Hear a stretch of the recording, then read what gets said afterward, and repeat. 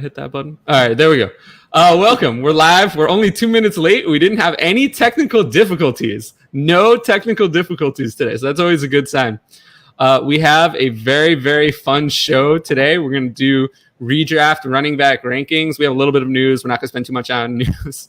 Oh, my God. We're going to get into this.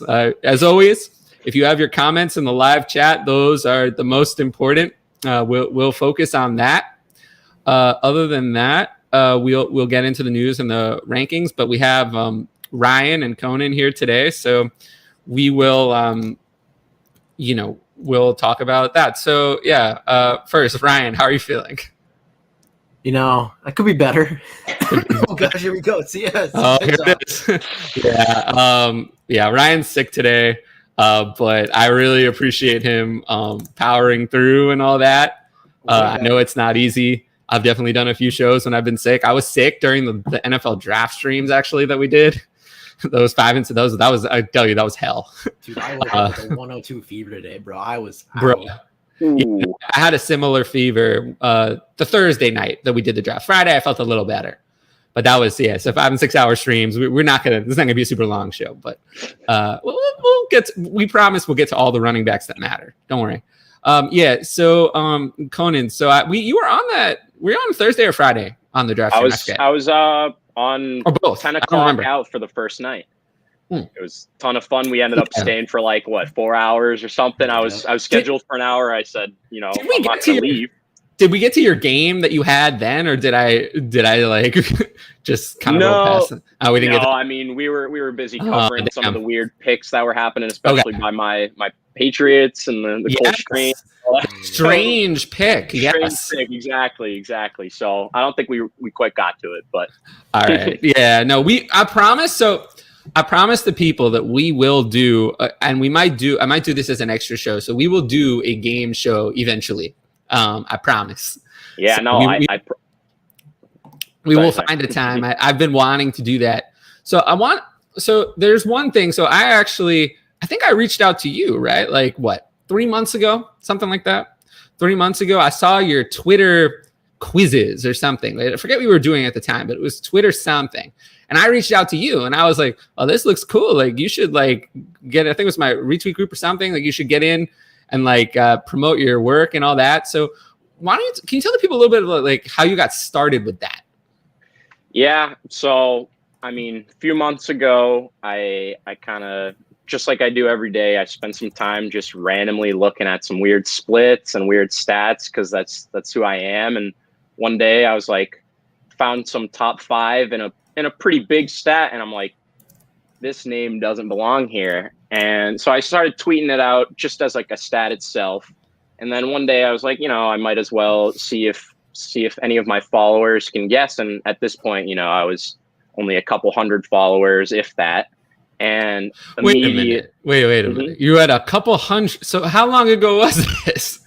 This was, I only started back in the end of February. So just for the record, you have over 8,000 followers now. So you had a couple hundred. Oh, yeah, wow. It's been, I didn't expect the growth and how quick it was, but I've loved every minute of the interaction because now it's, a Twitter game trivia thing that I run. And so as many nights as I can during the week, I try to pop out an interesting split, whether it's, in winning games, losing games, a specific quarter, a specific down. And I just kind of pick between all different positions, and I try to find the most obscure name, but they're always in the top 5 of whatever stat. And I just make everyone guess, and Twitter really ran with it more than I could have imagined or expected. And so it's been super fun, showing it to you guys getting it out to more people. And then some of the interactions I've had and the people I talk to now pretty regularly, it's been awesome. So I encourage anyone to go check it out. Obviously I'm at One Stat One Day on Twitter. Over to you. I thought I could down right I don't know there. what I was thinking there. Yeah. But yeah. But you want to know a secret? This is always dangerous, but no, this is not a real secret. So so when I retweet your stuff, I have to mute it. I have to mute it because I get bombarded with player names. from the retweet, and I have no idea what. Like, I'm just getting name. I was like, well, I post a lot of threads, and name could be anything. Who knows what thread it was? So I have to mute it. Otherwise, I just get bombarded with notifications. That's how popular your threads are. I have to mute it every time I retweet your threads. Unfortunately, I do sometimes get my own answer. Well, yeah, a little bit to me, but also that people are seeing the retweet and actually responding. I retweet a lot of things, and I don't have to mute them. So, that is like a credit to the content that you're creating, that people feel that they want to interact with it. So, but I literally do. I always see yours. I'm like, oh, I'm done. That's got to be muted. I'm going to miss all my questions. I'm going to miss all the questions for me if I don't mute it. Anyway, yeah. Yeah, no, I mean, I obviously appreciate it. And it's funny you say that, because obviously I'll retweet some things of yours and like other people. And because I retweet it and you guys get better engagement than most other things I do retweet, I sometimes will reply to people that are responding to you with like a breakout player, and I think it's someone's guess, and I immediately give them like a wanna guess again, and then I'm like, oh wait, they're giving a breakout to Tyler now. I've done that too. That's why. That's one of the reasons I muted it in the first place. Is that there were names. I had posted a thread about like breakouts. And I get this someone, I think it was some name, it was some question of yours that was like vague, not vague, but like low down players. So I was like, this was not going to be a breakout player. I was like, well, fuck that. And then they were like, what are you talking about? And I was like, oh, whoops. Whoopsie. Oopsie, wires were crossed. Sorry, my bad. Social media is hard. Try having my notifications feed for a minute and you'll see that it's not easy, but I'm sure. My notifications feed is hard. I will say that I make maybe a mistake an hour, like a mistake, like wrong thread mistake, an hour. It's just unavoidable, unfortunately. Oh, hey. Oh man, Ryan, you're under fire already today. It happens. I'm shocked. I made it with how I'm feeling, but I don't have a pink pillow. Okay, come on now. They're both blue. Apparently, they're both blue. Just me? No love for them. Just me. All right, fine. Thanks for watching. I appreciate it. Here we go. Yeah, no, this is chat's been quiet so far. Pittman, early 23 first, 223 seconds, or Burks, Godwin, and Sky Moore. I'm stacked in wide receivers, but have no 23 picks. Full PPR 10 team. That's interesting. I think I go Pittman's side. No, yeah. I mean, if it's we don't know. Is it a super flex? If it's super flex, I'm more interested in the Pittman side. Because the early 23 first is going to be, with quarterbacks in there, is almost certainly going to be better than anything on the other side. If it's one QB, then, it's one QB, Pittman and Burks essentially the same to me. So then just take them out and it's the rest of it. And honestly, in a super flex, that's pretty fair. But the risk is on the player side. So I would take the 23 first. It's one QB. You said, yeah. If it's one QB, this just isn't good enough. It's just not good enough. Like in a one QB, unless how early, how sure are you? You better be very sure. Because if that's even if that's 103 or 104, then I'm not so happy with this deal. I'd rather have the Sky over the 223 seconds. Burks and Pittman are the same. So unless it's going to be a top 3 pick for sure, I'm not as convinced on this one. I really like Godwin a lot.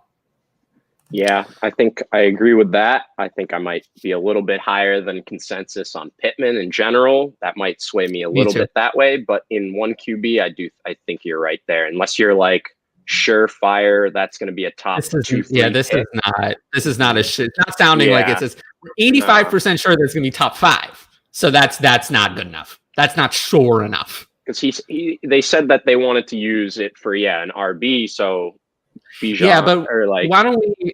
The problem is, what if it's next year? What about this year? What happened to this year? Yeah, I don't know. You know how it is. All right. What about the news? Is there anything in the news? I mean, not really, right? I mean, yeah, the Ernest Johnson signed an extension. Oh yeah, that. It was 1 year, 2.2 million, I believe. Was it 2.2 or no? was It's it the same as his RFA tender. The only difference is that 900,000 of it was guaranteed. Essentially, what it means is that the Browns can't cut him on August 31st and for nothing. Essentially, it gives him. This means he's going to make the team. That they can't just hold him out through all of everything and then cut him at the last minute. So it gives him a little bit of security. That's all it is. But it does mean he's going to be there. There's no reason they would have given him this. There's no reason they would have done this if they didn't plan to have him on the team. Yeah, I agree with that. And like you're kind of mentioning there, though, do you think that Kareem is now a trade candidate? I think if they get the right offer, maybe. Maybe. I think if they get the right offer, maybe. I don't think they're going to cut Kareem Hunt. Even if you want depth. Running backs get injured all the time. You want depth. Kareem Hunt's only being paid like $6 million. They don't need the cap space for anything this year. It's too late to use it. So I don't see Kareem Hunt getting cut. I think that if the offer comes along and it's a good offer, they might consider trading him. But I don't think they're going to get a comp pick for him when he walks. So if someone offers him a 5th round pick, that's just not, they're not going to do that. Someone would have to come with like a 2nd or 3rd round pick. And I just don't see that as happening. So unfortunately, I believe that they're all going to be there. Yeah. Ryan, what do you think? You think that too? Yeah. There hasn't been any, and I don't have any evidence really to back this, but there hasn't been anything that I've found from anyone in Cleveland, anyone there that says that they think Kareem Hunt is on the trade block. There's been discussions that they're not going to extend his contract, but I don't think anyone thought they were going to extend his contract. I just think it's weird. Why bother drafting Jerome Ford then? Why bother? If you were going to do this with Ernest Johnson, and then, what is Jerome Ford going to do? Play special teams? I guess. Just feels like a wasted pick. Like completely wasted. Personally. I wouldn't worry too much about your team when you're making decisions like that, though. This is news. Dalton Schultz is not attending the OTAs right now because he's not happy about the progress that's been made on or not made on a long-term deal. Yeah. Well, he's not going to hold out, so he's going to show up. Yeah, he's going to show up. He hasn't made any money. He already signed the franchise tag, so. Yeah, I don't think that holding out of OTAs is really that impactful on his value, and especially in the redraft, I think he's set up for a great year. I agree with that. Where do you rank him in Dynasty though, among tight ends? Let's say. I'd have to check if I even have that fully done, but I'd say probably behind the top 6, so probably right in the 6 to 8 range. Yeah, honestly, I have him at 9. So 9, maybe I'm lower. Behind. Yeah. So who are the 2 or 3 beyond the biggest names that you have in there? I have Goddard at 7 and Freiermuth at 8. Okay. Schultz at 9. I just think that totally reasonable. Yeah, I just think that Schultz's ceiling is just not existent beyond a point. Whereas like Pat Freiermuth, I think could be at some point in his life a difference-making real dynasty asset. Whereas Dalton Schultz, I think, will never be. I think he will be just good at best. I think Dalton Schultz's ceiling in Dynasty is what Dallas Goedert is worth now. That's, I think, the most he's ever going to be worth. So, whereas Pat Freiermuth, I could see Pat Freiermuth having the same value as George Kittle someday. So, that's the only reason I have Freiermuth higher. I go to pick up Jake Ferguson though. Available in 48%. Jake Ferguson, yes, actually. Mm-hmm. Yes, that's a grehave point. Have we talked about him on here at all? I don't think we have at all.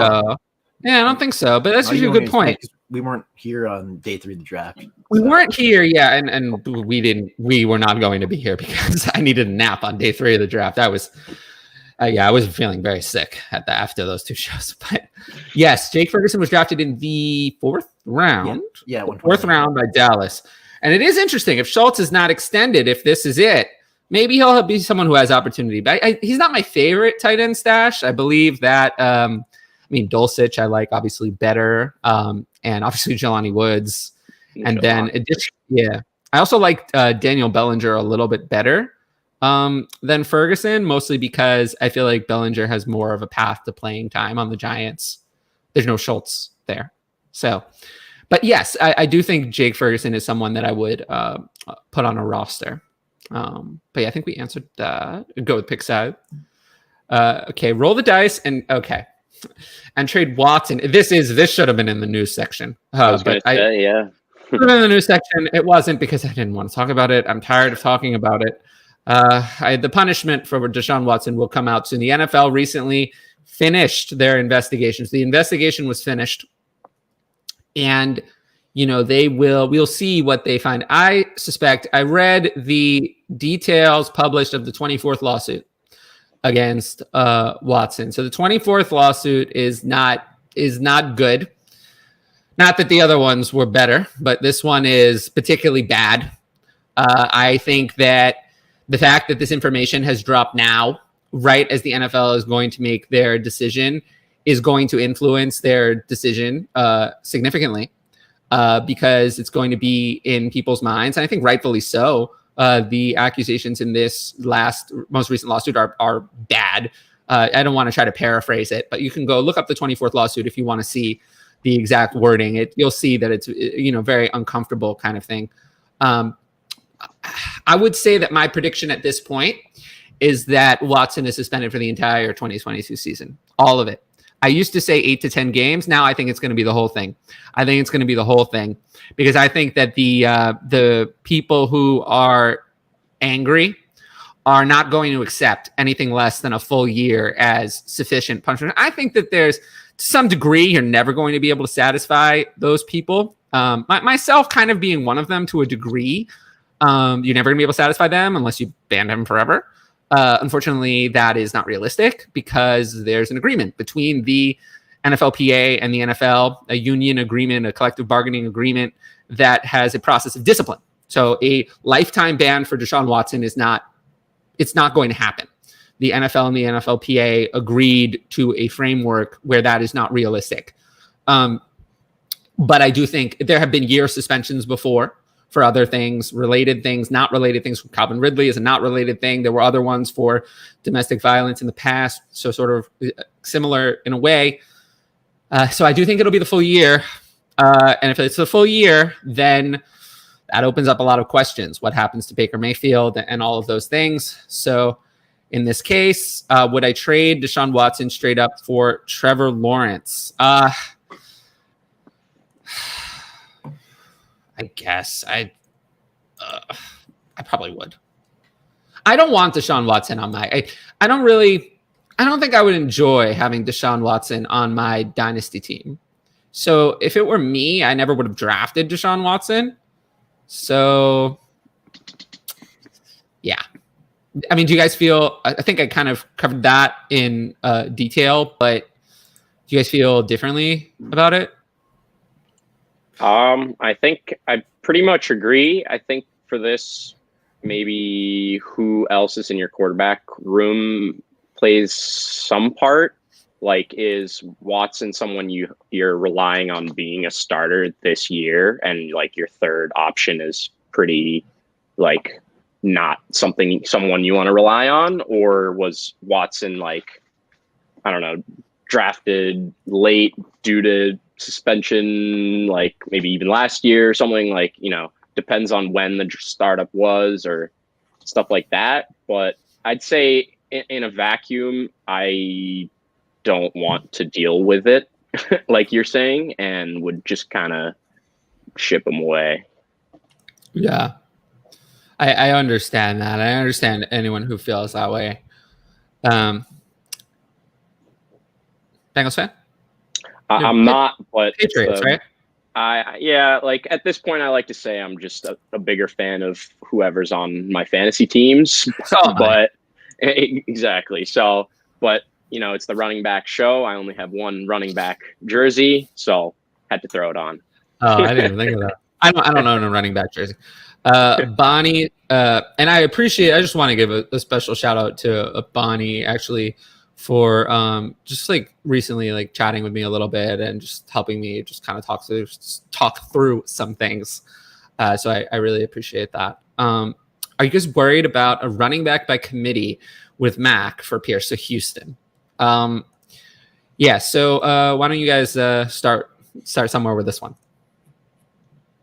I mean, Dameon Pierce couldn't beat out, I forget who it was, at Florida for a full-time role. So Marlon Mack, I don't remember who it was either. I don't think he got drafted. I think he was undrafted free agent. Yeah, I don't think he was a great player. So, I mean, if Marlon Mack comes off the Achilles like Cam Akers did, I'd be worried. I do think we are going to discuss this, though. I think maybe we won't. Maybe they're not ranked. But I do think we'll get to this when we get to the running back tiers. So we will we'll talk about this a little bit more later when we talk about some of the depth running backs in this year's redraft format. I just want to hear y'all riff about the Patriots running backs. I don't want any of them right now, but do you have any long-term upside for Dynasty? So I assume for redraft purposes today, I assume we're only going to talk about Damien Harris and Ramondre Stevenson. For Dynasty, I don't know. I mean, Conan, you are the Patriots fan. What do you think for Dynasty? And then I'll after you go on that, I'll give the people where I have them ranked in Dynasty. Yeah, so, I mean, we'll obviously get to Damien Harris and Ramondre Stevenson a little bit later, but I think for this year specifically, I think the team's going to use Damien a lot, seeing as they're not bringing him back. Like, why not? And there's 1 year left on his deal, if people didn't know. This is his walk year. Exactly. And so it's like, I mean, and more importantly for him, then it's kind of his contract year where if he wants to get paid somewhere else, secure a role somewhere else, he's going to got to keep showing out. And he scored the 15 touchdowns last year, still barely cracked the top 15 in PPR scoring though, which is even more insane, I think. But they're both insane. So yeah, and just like so in Dynasty, I like Ramondre. Looking into some of his numbers that we'll get to later, I like some of his efficiency measures. And then obviously they drafted 2 running backs, and specifically Pierre Strong. I think he has a chance to contribute a little bit right away.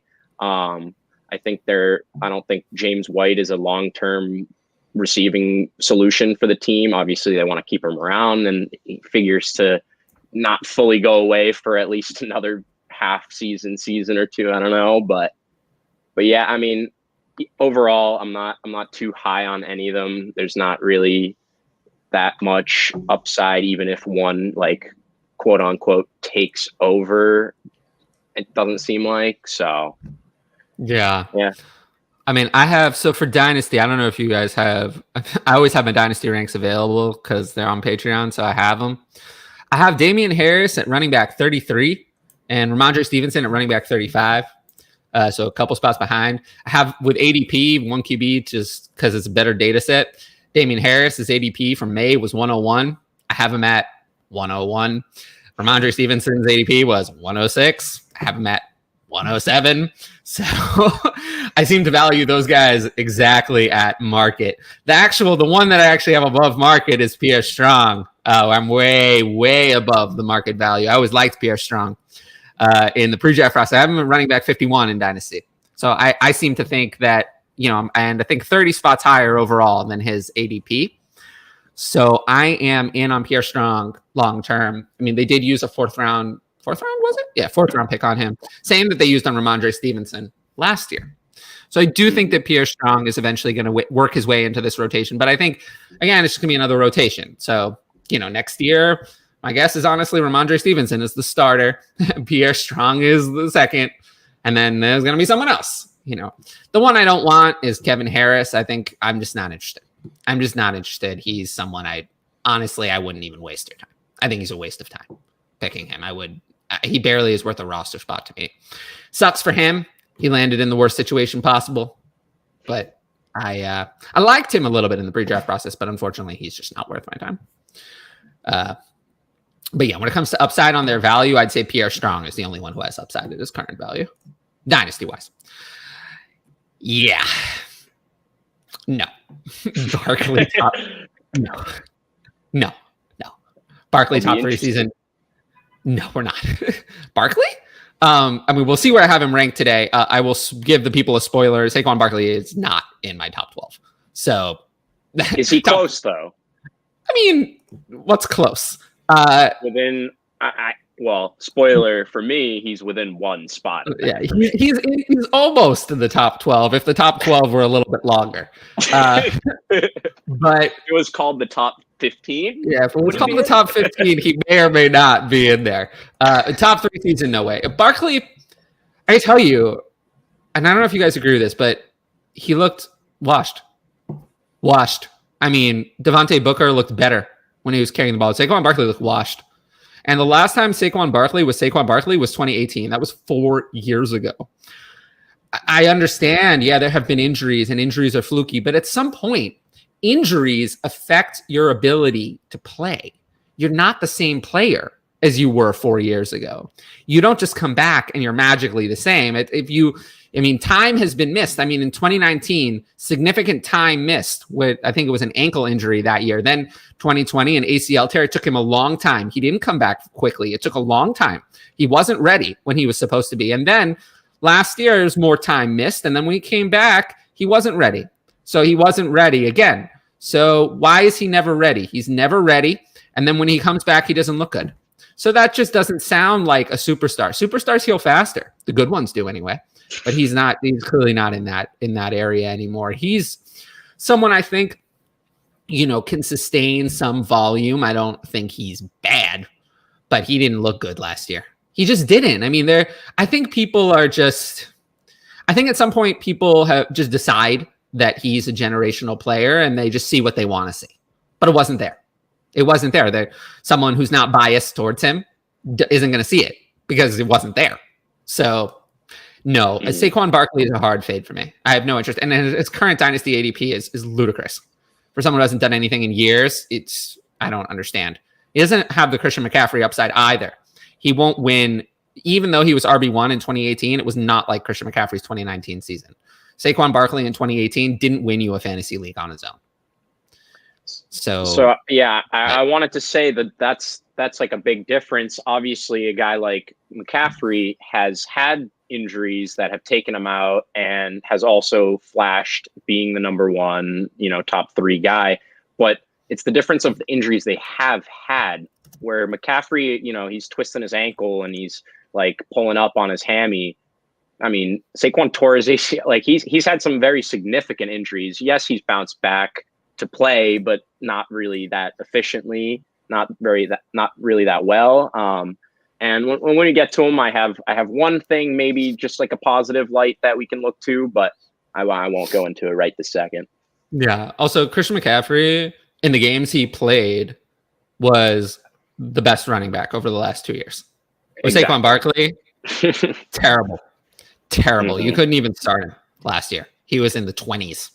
So yeah, no, that comparison is just, the only thing that Christian McCaffrey and Saquon Barkley have over the last 2 seasons in common is that they've both burned you.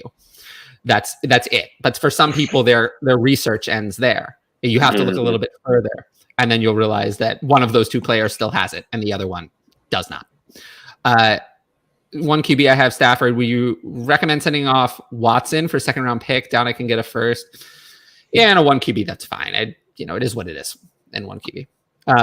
Redraft will tell you the title. My bad. I love the show. Oh, no. Ask any question. I always take any questions on this show, whether it's redraft or not. I understand that there are probably not many people actually watching and doing redraft drafts now. The reason we're doing this is actually not to help you with your redraft drafts. We're going to do redraft specific shows in August. The reason we're doing this now is mostly to help you with your dynasty teams, to help you get an idea of where we have these guys ranked for this year, to help you kind of plan out your dynasty teams. Because I don't feel like not many people outside of best ball, which is very different from what we're talking about. There's not many people doing redraft now. I don't really feel like that starts mostly until August. At least Scott Fishbowl in July. Yeah, no, it's always good to watch later, but I appreciate anyone who watched live. I traded Ayuk for a 24 first, Superflex 12 team PPR. Would anyone not take the first? We all want the first. I think so. Yeah. It's I know it's 20. I know it's 24, but it's super flex. It's a good chance that it'll return value, or you can even flip it once we look at this class closer. Yeah, definitely. Oh, it's LaMichael Perrine. Oh, LaMichael Perrine. Yeah, Perrine was drafted in the 4th. That was a blast. Yeah, and I mean, he also. Are we talking about? Oh, I mean, this past season he was basically an even carry split with Malik Davis, who I don't know who that is. Exactly. He's now on the Cowboys, probably undrafted. Yeah, so not good. I mean, their leading rusher was their quarterback. So, good show. Love some. Yeah, no, thank you. Snoop Connor or Isaiah Pacheco as a depth stash. Okay. I will go. Pacheco. That's actually pretty close. I'll go Pacheco too. Just the upside if it hits, like say on Jacksonville, Travis and J-Rob were somehow get hurt. Like Snoop Connor runs the show versus somehow Clyde and Rojo are out of the picture and Isaiah is the next man up. Like just in those very hypothetical scenarios, it's like, which offense would you rather? Yeah. The only reason I would go with Pacheco, the only reason I would see in Snoop Connor's favor is he was a 5th round pick versus a 7th. And 5th round picks typically make the team, and 7th round picks often don't. Like, I don't see a universe in which Snoop Connor doesn't make the team. Whereas I think Isaiah Pacheco may or may not make the team. We don't know where James Robinson is if this is Achilles recovery. We have no idea. Yeah, I know positive things have come out with ETN, but no, ETN is 100%. ETN is 100%. He's participating fully, so he's 100%. I don't know what that means. 100% of what is he? But he's not injured. So if he's lost effectiveness, then it's happened, but he's 100% of what he's going to be. So this is as good as whatever it is now is what he's going to be. Yeah. Is Gibson a must hold? His value seems too low at the moment. We'll talk about Gibson when we talk about him in the redraft section. We'll talk about him more there. Barkley, it was even worse than I thought. Running back 32 in points per game. I thought it was in the 20s. 32? Wow. That's pretty gross. He got the volume too. It's not like he didn't get the volume. He got the volume and he was still that bad. Man, I don't get it. I don't get why people are still in. I don't get it. CMC also gets a bad injury rap. I agree with this, that I think that in both seasons, if Carolina were contending, he could have come back both times, especially last year. Last year, he definitely could have come back. The previous year, I'm not as sure, but last year, he definitely could have. I know he could have. They basically said that he could have. They basically said that he could have come back, and they shut him down. So, I mean, what's the point of him coming back? Exactly. You're risking, if he gets injured, then you're on the hook for that entire contract. So, yeah, I totally agree. All right. Anything else in the news? Did we talk about? So Kyler Murray showed up at OTAs. I guess that's pretty much a non-story, although I do want to see him get the extension. And then the charges against Jerry Judy were dismissed. So those charges were dismissed. So at this point, I guess we're back to where we were with Jerry Judy. Yeah, the somehow buy low window is gone. Yeah. But I don't know. Still a little skeptical with Jerry Judy. I know we had a little back and forth on Twitter the other day actually about a little Cortland Sutton versus Judy action, but Cortland Sutton is just so bad. I mean, 4 points per game, 4 healthy. There were good games before that, 5 good games. Then Judy comes back 4. How can it be that bad? That's the worst of all the receivers in the league who are playing 2 wide receiver sets starting snaps, 80% or more. He was, I believe, at 4 fantasy points per game of that high of a snapshot, was the worst of them all. Last. Dead last. How can you be that bad? How is that possible? I don't know, but he needs to turn it around for my dynasty team. Yeah, that is I don't care who the quarterback was. You could have 6 or 8, but 4? That bad? There comes a point where I'm like, some of this is your fault. It can't just be everyone else's fault. That's fair. Still, any scoring. He has to get hurt to get shut down. The NFL teams don't shut down healthy players. Even when they should, they don't. Yeah. You're not really allowed to do that in the NFL. That's true, but then why was Sutton so good when Judy was out? He was good for 5 weeks when Judy was out, and the second Judy came back, he sucked. So it's not all those. It's not all those two. There's something about that. But anyway, the Judy charges were dismissed. So let's we always spend so long on the intro and the news and the questions. But let's hop into the redraft ranks, I guess. I wish we had a way to do like a visual component to this, but we don't really. It's time for the rankings. Okay, let's start at the top. How about that? So I think number 1 is easy, right? I heard some argument on Twitter that it was. There's arguments. There's always going to be arguments. I have Jonathan Taylor at 1 in a tier alone, actually. I have him at 1 as well, but I have 2 names. I'm thinking it might actually end up being 1, but at least 1 other name with him in that tier. Yeah, I have 8 running backs in my second tier. So my second tier is large after Taylor at 1. Mine, I guess I tiered mine out a little bit different. I think I just saw them a little bit differently. So my second tier is not nearly as big, and then my third tier gets a little bigger, and then tier 4 gets even a little bit bigger than that. So, but I mean, I see the argument for having a tier by himself. He was by and far, RB1, and I don't see really moving to Matt Ryan doing anything worse. Oh, I see that as an upgrade. I see that as better. Like even less mobile. Of a statue, yeah. Yeah, I think we're going to go back to the Phillip Rivers usage of running backs that they had. Would just dump off machine. So I think Matt Ryan is going to be in that camp. Mm-hmm. So I'm excited for more receiving usage than he had with Wentz. Is a little bit of a scrambler. Wentz is not a dump off guy. Wentz doesn't like to throw to running back. He was underratedly a little bit mobile, and I don't think people really think of Wentz as a mobile quarterback after those injuries. Well, he's very good at getting mobile and then fumbling the ball. That one, he's very good at that. The video is out there that I suggest people watch. The video of him fumbling all the time. That one, people should take a look at that. Ryan should be able to throw the ball better. Carson Wentz. There's arguments against JT too. Like he's the lowest RB1 in the past 7 years for points per game average.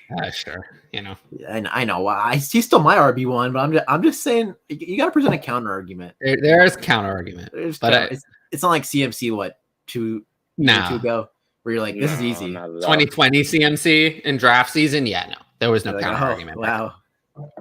You're hoping for the number 1 pick, and now you're not necessarily doing that as much in redraft season. So I do think though that most people would rather have the 1 than like the 3. Like I don't think there's much value. Maybe some people do, but I don't. If I can't have the 1, I'd want like the 9 or the 10 or the 2. The 2. Yeah, I don't know if I want the 2. That's how you feel about CMC, honestly.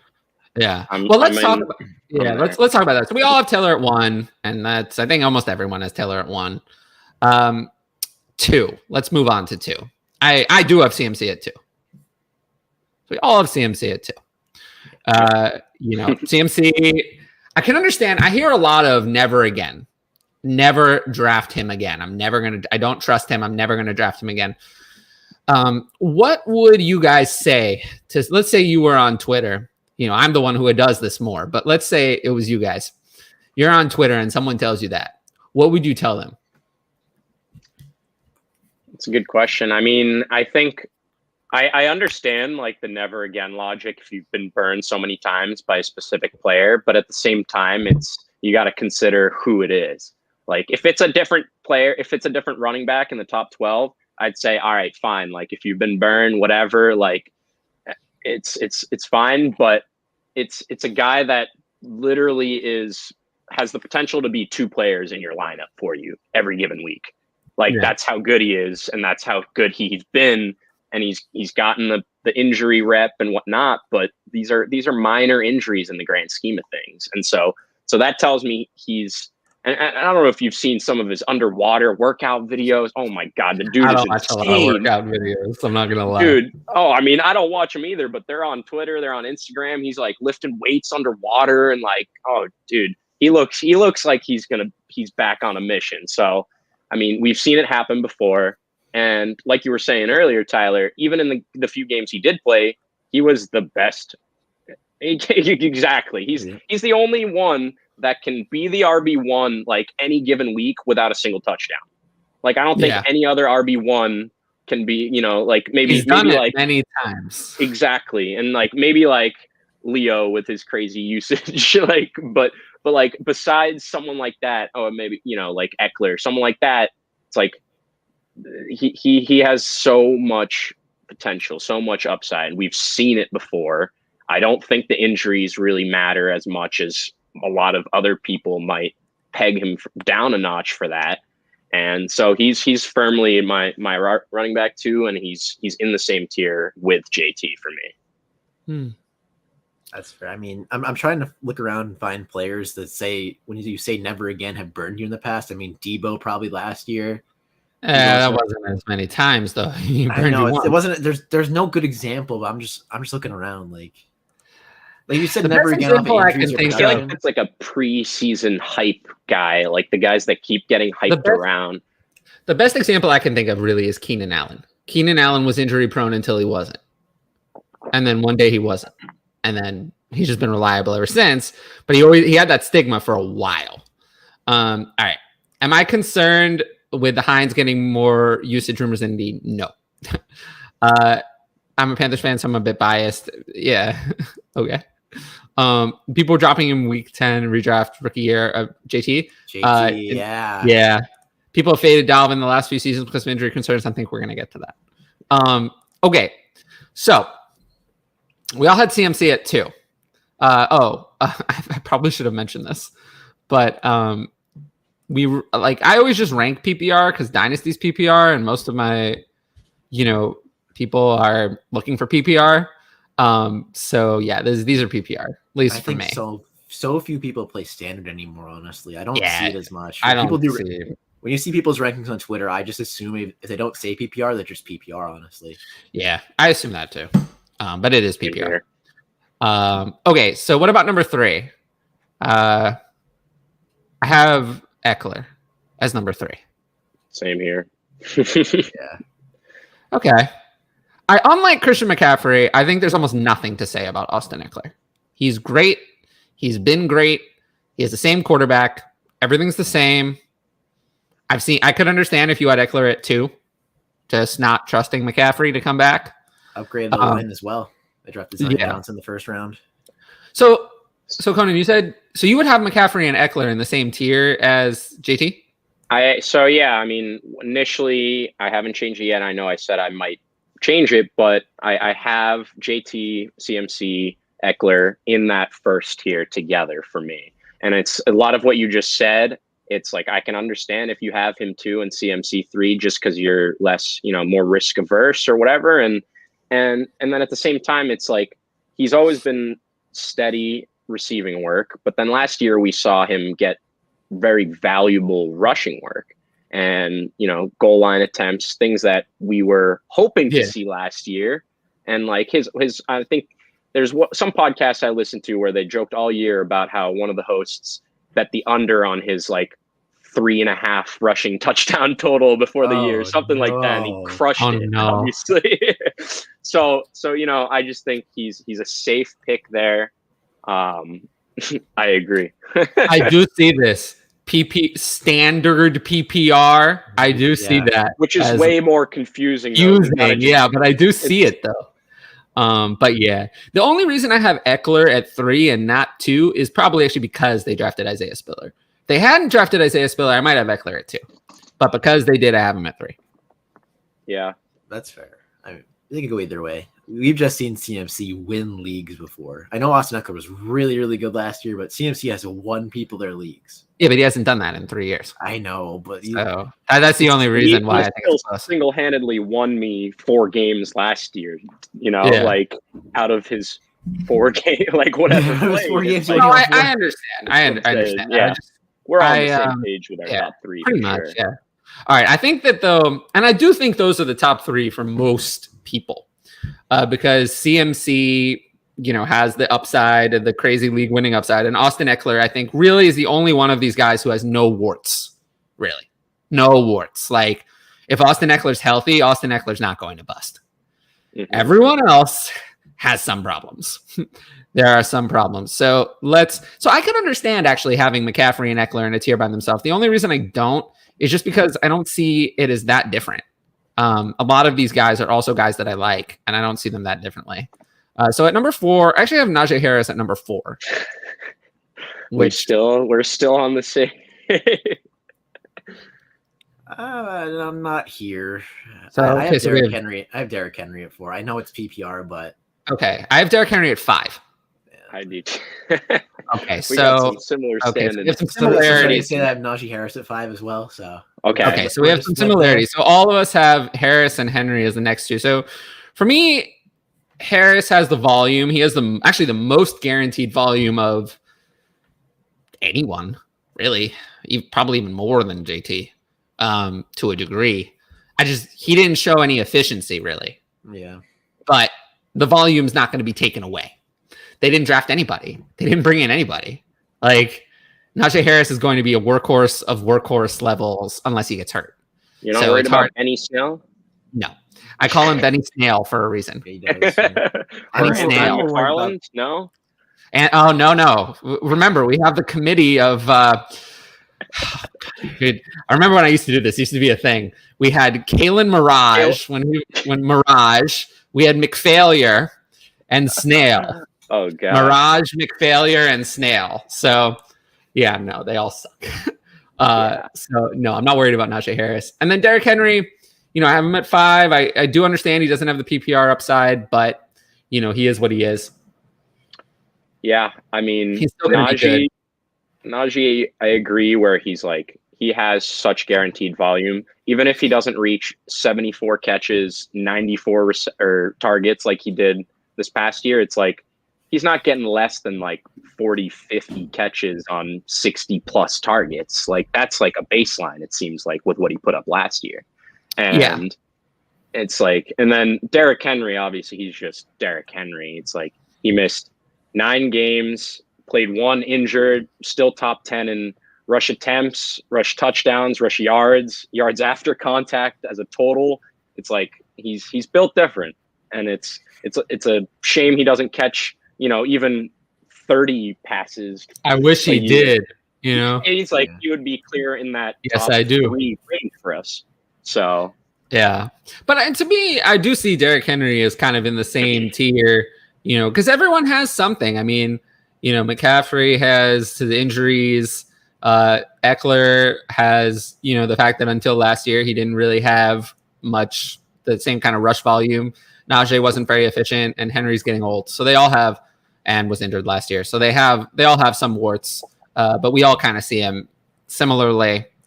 Okay, number 6. Number 6, I have kind of going to be boring, but I have Dalvin Cook, which I don't think is going to be that surprising.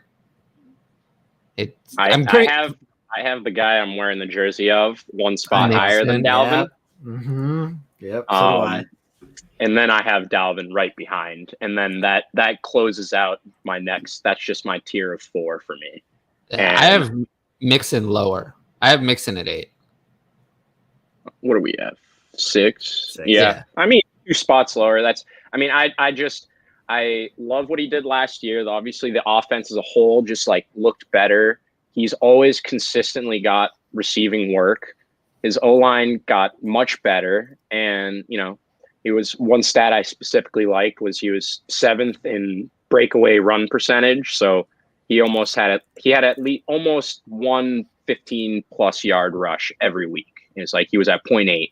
And that's something like if he gets the passing work, he gets, one little breakaway, and he obviously on a great offense, the chance for a rushing touchdown every week. I just find it hard for him to go down too much. Even if they go even more pass heavy, it's like the offense is gonna be great. I think we all kind of expect. So line finally. So here's why I would rather have Dalvin Cook. Mm-hmm. Dalvin Cook has never averaged less than 4.5 yards a carry in his career. Joe Mixon has only averaged more than 4.1 yards a carry once in 5 years. Last year, Dalvin Cook, despite similar volume to Joe Mixon, 6 total touchdowns. Joe Mixon, 16. We think that that's going to stay the same? Or, I don't know. I think that Dalvin Cook is superior. He's superior running back. And additionally, despite the fact that Dalvin Cook missed games, he actually had 3 fewer games than Mixon. He actually had more targets than Mixon. More. So, which is kind of surprising to me. Mixon has many fewer targets than I thought, yet he did have 3 receiving touchdowns and only 42 catches, which is, I guess that's not that great, but that's still, a lot. To rely on 13 rushing touchdowns is, that's, it could happen again, but he's never had double digits any other year. I don't know. Did Joe Mixon really get better? The efficiency stats say he didn't. So was it just good luck? I don't know. I'd rather have Dalvin Cook. I think Dalvin Cook is elite, and Joe Mixon is just very good. That's the difference to me. I think that's fair. I think with Dalvin, I'm more just worried about not too worried. Obviously, I have him 1 spot behind, and so put it this way: I could see them flipping by the time you talk to me next. Let me put it this way: I have Dalvin Cook at 6 and Joe Mixon at 8 in their current situations. If you switch them and put Joe Mixon in Minnesota and Dalvin Cook in Cincinnati, I would have Dalvin Cook at 1 or 2 and Joe Mixon outside the top 12. Put it that way. That's what I think the talent gap is. I think it's large. I don't think it's close. Like I said, I think Dalvin Cook is elite and Joe Mixon is not. So, he has to get the volume. He has to deliver on the touchdowns, but he's not going to deliver with efficiency. He never has. In 5 years, the 1 year he did it was in 2018, which was quite a while ago. He's never been efficient otherwise. Even last year, when the offense was good. So he needs Andy Dalton a couple of years ago, and then who was our quarterback? Was it Brandon Allen? Yeah, there was the Brandon Allen time. I really think that there's a world in which Dalvin Cook finishes as the RB1. For Mixon, I don't see that world. So, but we'll see. It all depends on who plays more games, although you will probably be surprised to learn that over the last 4 years, Dalvin Cook has actually played, I believe, more games than Joe Mixon. Not less. Really? That's last year. Mixon had the one game year that he missed a lot of games. Yeah, 2020 he missed 10 games, so that definitely hurts. But every other year he's played 14 plus, if not the 16. So it does go both ways. I just think that for sure for me, and I have them in the same tier because I'm just so much more confident in the Bengals offense than the Vikings. Although I do like that Kevin O'Connell is coming in. I do think there's a ceiling with Dalvin Cook, like I said, that does not exist with Joe Mixon. And that's why I have Joe Mixon at 8, actually. And I thought about having him at 9, but there's some risk with the guy that I have at 9 that he has his own issues. But yeah, so where did you guys have? So I had Cook at 6 and Mixon at 8. You guys have both what? Mixon at 6 and Cook at 7? Yes. For me. I have Cook at 8. What do you have at 7? I have DeAndre Swift at 7. I also have Swift at 7. So I have Swift at 7. I have DeAndre at 8. Okay. So we actually have the same 3, just in different order. Different orders, yeah. Okay. So yeah, I have Swift at 7 above Mixon because I think that Swift has PPR upside. That Mixon has, I think at this point it's safe to say, will never have. It's never come. It's not coming now. It didn't come last year. It's not coming now. So I just like DeAndre Swift better. I think DeAndre Swift is I don't want to say he's a better running back, but he's a more efficient running back. He's better on the touches he gets. I think he's a version of, I think he could be a version of Austin Eckler who can handle some more carries. Mm-hmm. That's his ceiling. Alvin Kamara, I guess, is the comp, really. Yeah. So speaking on like that efficiency and stuff, he was number 1 in yards created per touch, which number 1 is good. I like that. Yeah, number 1 is good. And that accounts for, when you catch a pass after the first evaded tackle, when you're running, like it accounts for the blocking. So, that's a great stat. And then number 2 in route participation, love to see that. So, all great things, even in, he was in the top 20 in yards per target, yards per route run, catch rate, juke rate, evaded tackles, breakaway run rate. Like it's hard to find a stat you don't like about him. And he's another player that I think if Detroit had been contending would have come back for more of those games. He was ready to play. He just was not going to, they were not going to risk him. He's a young player. No reason to risk him. Yeah.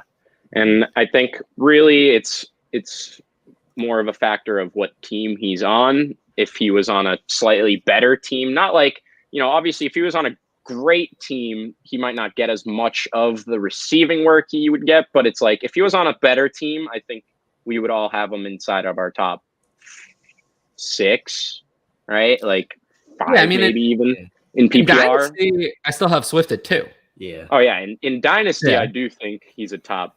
Yeah, I have him at 2 just because he's younger than Harris, and I think the PPR skill set age is better than the workhorse skill set. Mm-hmm. There are a few Derrick Henrys. Most of the time, when you see an older running back succeeding, it's a PPR style back. You have your Danny Woodhead and your Darren Sproles RB1 seasons at 30. You don't see. There's you can name a Derrick Henry. There's maybe an Adrian Peterson, but there's one of those every 5 years. And that's why we like Eckler. I feel like even as he gets older. Eckler. Even when he's 28 or 29, we'll probably still have him up. Yeah, I think this year we're kind of a little. We have some issues with Kamara that have nothing to do with, and I think So let's just talk about Kamara now. I do have him at 9. Now, let's say you knew you were getting no suspension for Alvin Kamara. Let's say you knew that. Where would you rank him? We had this conversation on the last show about Deshaun Watson and everyone on the Browns because unfortunately that one affects everybody. This one really just affects Kamara himself to a degree. I would be hard pressed to push him up that much more. Honestly, it's just tough. It's just looking at the guys I have above him. And Jesse was saying about Higgins and Chase getting more targets, which I agree with, especially Chase. Just look at Justin Jefferson from 2020 to 2021. Similar kind of stats, but much more volume in 2021. I think that's what you can expect from Chase in 2022, just as a side point. But anyway, where did you guys rank Kamara? 9, like I have him, or even lower? I have him at 11. 11. 10. Okay. But was that assuming some sort of suspension or is that just where you have him? See, I want to say he is lower because of it, but like looking at the names, the two names above him, even if I know for a fact he's not missing a single game, I don't know if I could put him past the next two names I have above him. It's tough. I think if I knew I was getting everything from Kamara, I'd probably rank him at 8. I really don't like Mixon. I'd rather have Kamara. That's fair. Kamara, I mean, it's just I don't know. I've been not as high on Kamara without the stability, the comfort of Mr. Check Down Breeze. His catch percentage went way down. I don't know. I mean, he's still a lock to get a lot of work in the passing game, and that's why he's still in like the middle to top of this tier for me. But it's just like, so I mean, I have Leo, Leonard Fournette, and Aaron Jones above him for me. Oh yeah, no, those guys are way down. Really? Okay. Yeah. I don't like them either. I mean, I'm high on Leonard Fournette. I couldn't, when I was doing these rankings, Aaron Jones was the hardest name to place. Aaron Jones is very hard to rank. I will say though that Kamara closes out my tier at 9. After that, I have serious concerns with everyone left. Kamara's only concern is the suspension. If healthy Kamara playing is going to finish in RB1 range. I just don't see any way he doesn't. Even in the worst case scenarios in the past, he's still been a low end RB1. So I don't see any way that Kamara fails outside of injury or like he still had it. So I don't, that's why I have him at 9. Even if the upside maybe isn't what it was. Sky and Dotson for Hawk and Mooney, full PPR, non-tight end premium. I will take Hawk and Mooney. Hawk and Mooney. Kamara's target volume essentially shifted to rushing volume, which definitely hurts in PPR. Yes, I do think that will change because I think that Jameis Winston being there will mean that they will actually pass. A lot of that happened when there was Trevor Siemian, who we did not want to throw the ball. So yeah, I mean, I agree. It's like he got a career high carries, and which led to a career low yards per carry, yards per touch, rushing touchdowns, which is, I think with someone better, Jameis at least is somewhat proven, and he likes to throw the ball around a little bit.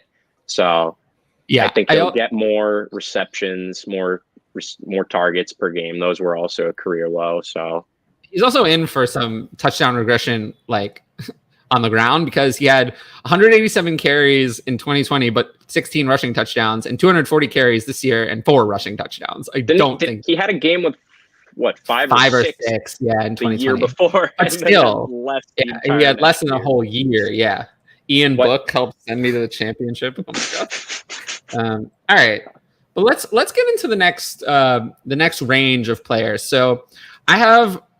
We'll just go for mine, and then we'll see what you guys think about that. So I have, after Alvin Kamara at 9, I have Javonte Williams at 10. So that I'm sure is going to be interesting.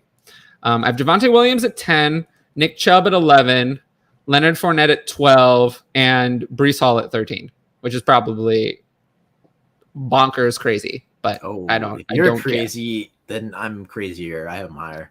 You have him higher than me. I love Breece Hall. I'm so talented. So here's my whole next tier, and then let's talk about. So my tier ended with Alvin Kamara. This new tier and you guys tell me if there's anyone who seems out of place. So Javonte Williams 10, Nick Chubb at 11, Leonard Fournette at 12, Breece Hall at 13, Taekwon Barkley 14, David Montgomery 15, and Aaron Jones 16. That's my next tier. Wow. You really hate Aaron Jones, huh? I do. I don't see it. I don't get it. I don't get it. I don't get it with Aaron Jones at all. I don't understand. I mean, you don't think he just is a candidate to see more pass work? Just in terms of like vacated targets, it seems like we always say that, but it doesn't. The problem is that he's just not going to. He was already starting to lose the timeshare by the end of the year. I think there's a universe, and the reason I just won't touch Aaron Jones as an RB1 is there's a universe in which Aaron Jones is essentially benched as in a backup. There's a universe in which the universe exists, and I don't have it ranked this way. I have Aaron Jones higher because I don't think that's the large amount of the range of outcomes. But there is a universe in which A.J. Dillon is the workhorse starter, and Aaron Jones is Nyheim Hines. There is a universe where that exists. That universe is out there, and I just will not touch Aaron Jones at 10. He's 27. He's older than Kamara. He's older than Eckler. Like, Aaron Jones to me last year looked like he was to some degree certainly not improving. I think 2020 was Aaron Jones' best year. 2021 was a step back, and I don't know if it's going to get better. So, and A.J. Dillon looked, to me, obviously Aaron Jones is better in the passing game, but I believe that A.J. Dillon is a better running back than Aaron Jones. Better on the ground than Aaron Jones in all parts of on the ground. Goal line, the rest of the field, short yardage, just as a runner, he's better than Aaron Jones. So I will pass on. I think Aaron Jones's floor is somewhere in the 30s. So I'll pass on Aaron Jones completely. Yeah, I mean, if I have him at 16, I'll never get him. I'll never get him. Never have him if I have him at 16. That's fair. I mean, I have him at 10. I'm much higher on him. Yeah, I just upon looking at some of the stats, it's like because I agree. It's like looking at box scores in terms of fantasy and like even sometimes on the field, like eye test wise, it's like it did seem like he had a poorer year efficiency wise, but he was like pretty much very efficient on like maybe not. I mean, on like almost every advanced receiving and like efficiency metric. It's like it's hard to find any metric he wasn't in the top 20 in, and we're talking, it's yards per reception, yards per route run, catch rate, like route participation, yards per touch, true yards per carry, yards created. It's and like he was number 3 in premium production, which takes in all rushing, all receiving, like everything like that. So, I mean, I just think with no clear target hog in that offense, we always hear vacated targets go like is most consistently able to help a tiny bit the running backs. It's hard to, pinpoint where specifically it'll go, but usually the running backs kind of take advantage a little bit. And I just think there's a chance that they give him more work as a receiver. I do agree A.J. Dillon's a beast. Like if you watch him play, he's a right? Quadzilla. Like he is an absolute beast of a human. But I just think like Aaron Jones, he's shown his production, his efficiency. It's like, why not have him both out there then more often? And I think I see that happening more. And I don't see a world where A.J. Dillon is clear cut their RB1 and Jones is playing that like satellite like third down back role, but I can see Aaron Jones not being the RB1 by season's end, but I do think he would absolutely still be like very involved. So if that makes sense, like a Nick Chubb / Kareem Hunt when they were both at their peak, like at that kind of like usage. It's a good point. So actually, Aaron Jones missed. There was something going on in the game against Seattle. And then including that game, in 4 of the last 6 games, he finished with less than half of the offensive snaps. Week 13, perfectly healthy. There was no problem. 5 carries. And that was last year. There's just randomly, there were times even in the middle of the year, there was week 7, suddenly only 6 carries for some reason. He was randomly phased out of the offense for no reason. There was more than one game last year where he just randomly vanished and A.J. Dillon was suddenly taking all of the touches. I remember it. There were many times where it happened, and that was last year. I think now I just can't. He's the only one in that tier who has a real threat. A threat to overtake him. No one else has that threat. No one else has a threat to overtake. There are players who have threats to compete. Javonte Williams is Melvin Gordon. Nick Chubb has Kareem Hunt. Breece Hall has Michael Carter. David Montgomery, Taekwon Barkley don't really have anyone. And Leonard Fournette, not really either. Maybe Rachaad White, but not really. But But of all of those, only Aaron Jones can be overtaken and made the backup. None of those other guys, if they're healthy, they're the guy. Aaron Jones is the only one who has the floor of not being the starter on his own team. So I will just not touch him. I just won't do it. And you're not going to find that in the numbers. It's not something you can find in the past numbers because you're looking forward. Remember Aaron Jones? Remember that campaign? What was it? We've been talking about that for years. Aaron Jones. But, Aaron Jones is just an avoid for me. Look, I got to throw out the narrative here. Like, it's probably false, but I just want to throw it out there. Would they push A.J. Dillon more to make that draft class look kind of decent? Because remember, they drafted maybe. I don't think they're thinking about that. It's a false narrative. I just wanted to throw it out there. Okay, but let's also go over something else. So, of those guys, was there anyone that I didn't... Okay, so is there anyone that you guys feel like doesn't belong in that higher group? Or were those mostly the guys that you had coming up? Like Williams, Chubb, Fournette, Hall, Barkley, Montgomery, and Jones. Was that mostly the guys you had next? I had Montgomery. I have Montgomery slightly lower. So Montgomery. Everyone else you listed, I have them not in the same order, but in the same tier, like you're talking about. Yeah, I feel like of those players, there are some that are more worth talking about than others. Javonte Williams, I feel like he kind of is what he is. We know that he's going to split some time with Melvin Gordon. If Melvin Gordon went out in the Russell Wilson offense, Javonte Williams has a top 3 ceiling. But if Melvin Gordon plays, I think that, and is healthy, I think Javonte Williams is more of a low-end RB1, which is where I have him ranked at 10. I think that's pretty uneventful. I've seen him mostly ranked in that range between, 8 and 15 for most people. So I don't think that's very interesting. The one I think is completely uninteresting and really isn't even worth addressing is Nick Chubb at 11. He's been a low-end RB1 the entire time Kareem Hunt is there. He's good. Now, if we get Deshaun Watson for the whole season, maybe I'll move him up a spot. If we have no Deshaun Watson, I might move him down a few. But that's the Deshaun Watson suspension is the only interesting thing with Nick Chubb. Nothing about Chubb himself. We know what he is. Fournette. I have Fournette at 12, and I don't think that that's that low. But, maybe some people would. I have him at 9. I'm at 9 as well. I just love the receiving work, and it's obviously, even if Rachaad White plays a role, it's not like he was out there every third down. Like, he was doing all his receiving damage like on first and second down. Like, as soon as the ball is snapped, Fournette just runs, he's right in front of him, turns around, and Brady hits him in the face every single time with it. And it's like, and you see it and you see these drives where it's like 4 straight passes, and it's like you love that. You absolutely love it. And it's like you don't have to wait until the second half, the third quarter, to get up to like almost double digits. It's like literally one drive. If it goes your way, it's like almost a lock for almost 10 points. It's like, and it's like, I don't know. So I love the passing work game, looking deeper into it. Like the metrics say the same thing, top 20 in a lot of different of those, just measures. And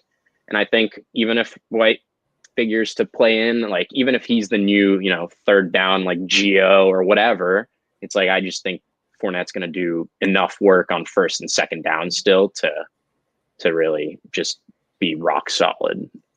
Yeah. You got to account for Chris Godwin probably going to miss some time. He tore that ACL really late in the season. I forget what week it was, but I think it was 13. Yeah. Against the Saints. Yeah. Yeah. But yeah, no, I get it. I don't really think Leonard Fournette is that good. Like, there's a talent aspect to it too. Like, I just don't.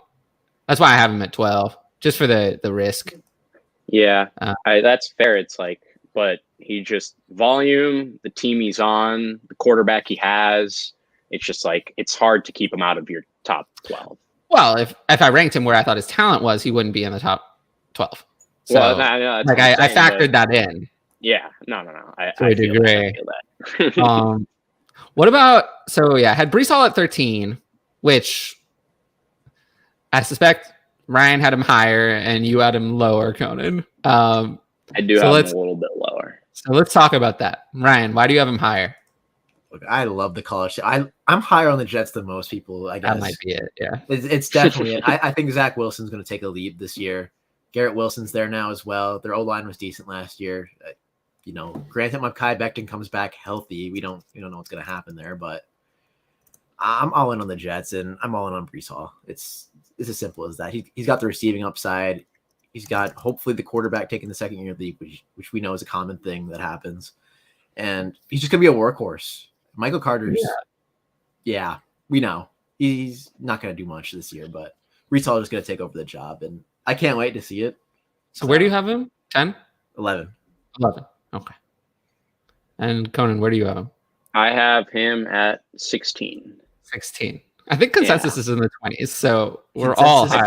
Yeah, I mean, I love, obviously everything you said is true. I'm just hedging against if the Jets just keep jetting around and they don't really take that leap. I mean, I would love to see it. I thought Wilson, showed, especially with his legs a little bit.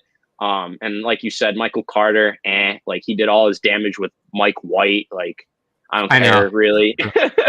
Like, and he won me those weeks when he had Mike White for sure. He was the RB1 one week, and it's like, I thank him for it, but there's a new guy in town, and he looks like he's going to take most of that work. And so I love the talent. It's just more so I'm not fully bought into the Jets. I just, I can easily see him sneaking in to the back of the first or top 12, but I just don't see him like being a top 5 or 7 guy, even if everything goes well for the Jets. It's like, Look, I can't argue that one. It's one of those things. If the Jets don't take the leap, then my take's wrong. But right now we're on underdog. He's going at RB 18, so we're all higher than we're all higher. So. No, and I get that. I just like him, I guess. And if you're here as well, make sure to hit the bell, subscribe, like the video, leave a comment, all of that. I really appreciate it. Goes a long way. So, thanks if you want to do that. So let's see. So we talked about Breece Hall. We talked about Aaron Jones enough. I had Barkley at 14 and Montgomery at 15. Barkley, I feel like I've talked about Barkley enough. We know I don't like Barkley. I'll never have him if I rank him at 14. So. Yeah. I mean, I have him at 13, but I'm a little bit optimistic, to be honest. It's like, so, I mean, we know some of the really bad metrics that we've been given, obviously, like some of the worst breakaway percentage, like it just some gross metrics. But what I did find that I thought was interesting was he had the 3rd highest percentage of carries against a stacked front, which definitely didn't help him last year. Maybe if Jones can prove that he can be competent as a throw. I don't want to say too much more, but if it lightens that, then I think it could mean good things. And then specifically, just his receiving is what's going to propel him to be great if he is great. And his route participation and his target share were both top 10. So, yeah. I mean, he's not the same guy. Oh, well, let's do this first. We'll get this is a different question. Yeah. Burks and Hawk and Cook, or James Cook, or Dalvin Cook and Pittman, non-tight end premium. So, I will take Burks, Hawk, and Jay Cook. Ooh, this is tough. It is tough. We're talking Jared Cook? No. James Cook.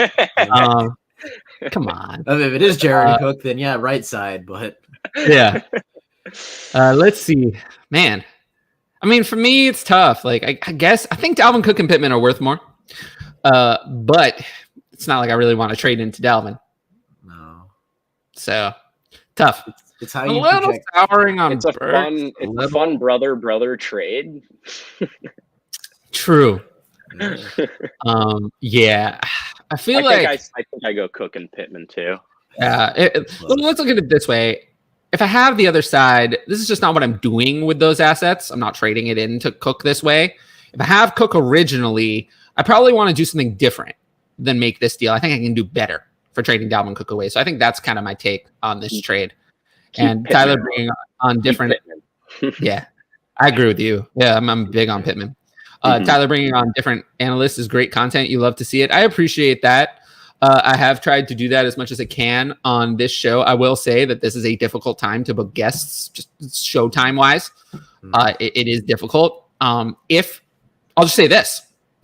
If you're watching this show and you're interested in being on this show as a guest, ask me. I'm not promising I'm going to say yes, but I will say that there are quite a few people who are in my chats or just like, in kind of like my circles on Twitter who just ask me. They just ask me, like, can you help me? And I always admire it, the guts to take a shot. So yeah, if you're watching and you're interested in potentially being a guest on this show, just find me. All right. General Superflex Dynasty PPR startup question in a point per attempt league. Start one running back. Is late fourth too soon to grab Kenneth Walker? The top two tiers are gone. Pretty close to DLF ADP. Yeah, I would say it's too early. Yeah, especially one running back. Yeah. I mean, a little early for me. Not too bad. I'm in the startup right now, and we're in the middle of the fifth, and he's still not off the board yet. That's I think it's a little early. Is that one QB? It is a point per. That's super flex. It's a point per carry. It's a point per carry, so it's not bad. Wait, it's like point per attempt. Oh, I assume it's not a full point per carry. Those are crazy. Yeah, that seems. It's probably like point. It's usually 0.2, but. I assume you have an early fifth. I mean, is there anyone else on the board that you want? It's fine. I mean, it's fine. I assume you have the early fifth. I might be wrong, but yeah, it's fine.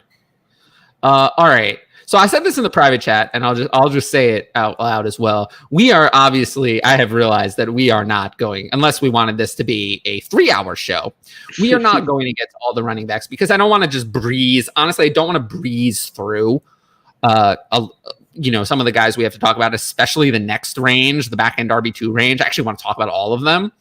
So I don't want to breeze through it. So what we're going to do is I'm going to leave the rest of the running backs for next week when we have, who do we have next week? Jesse.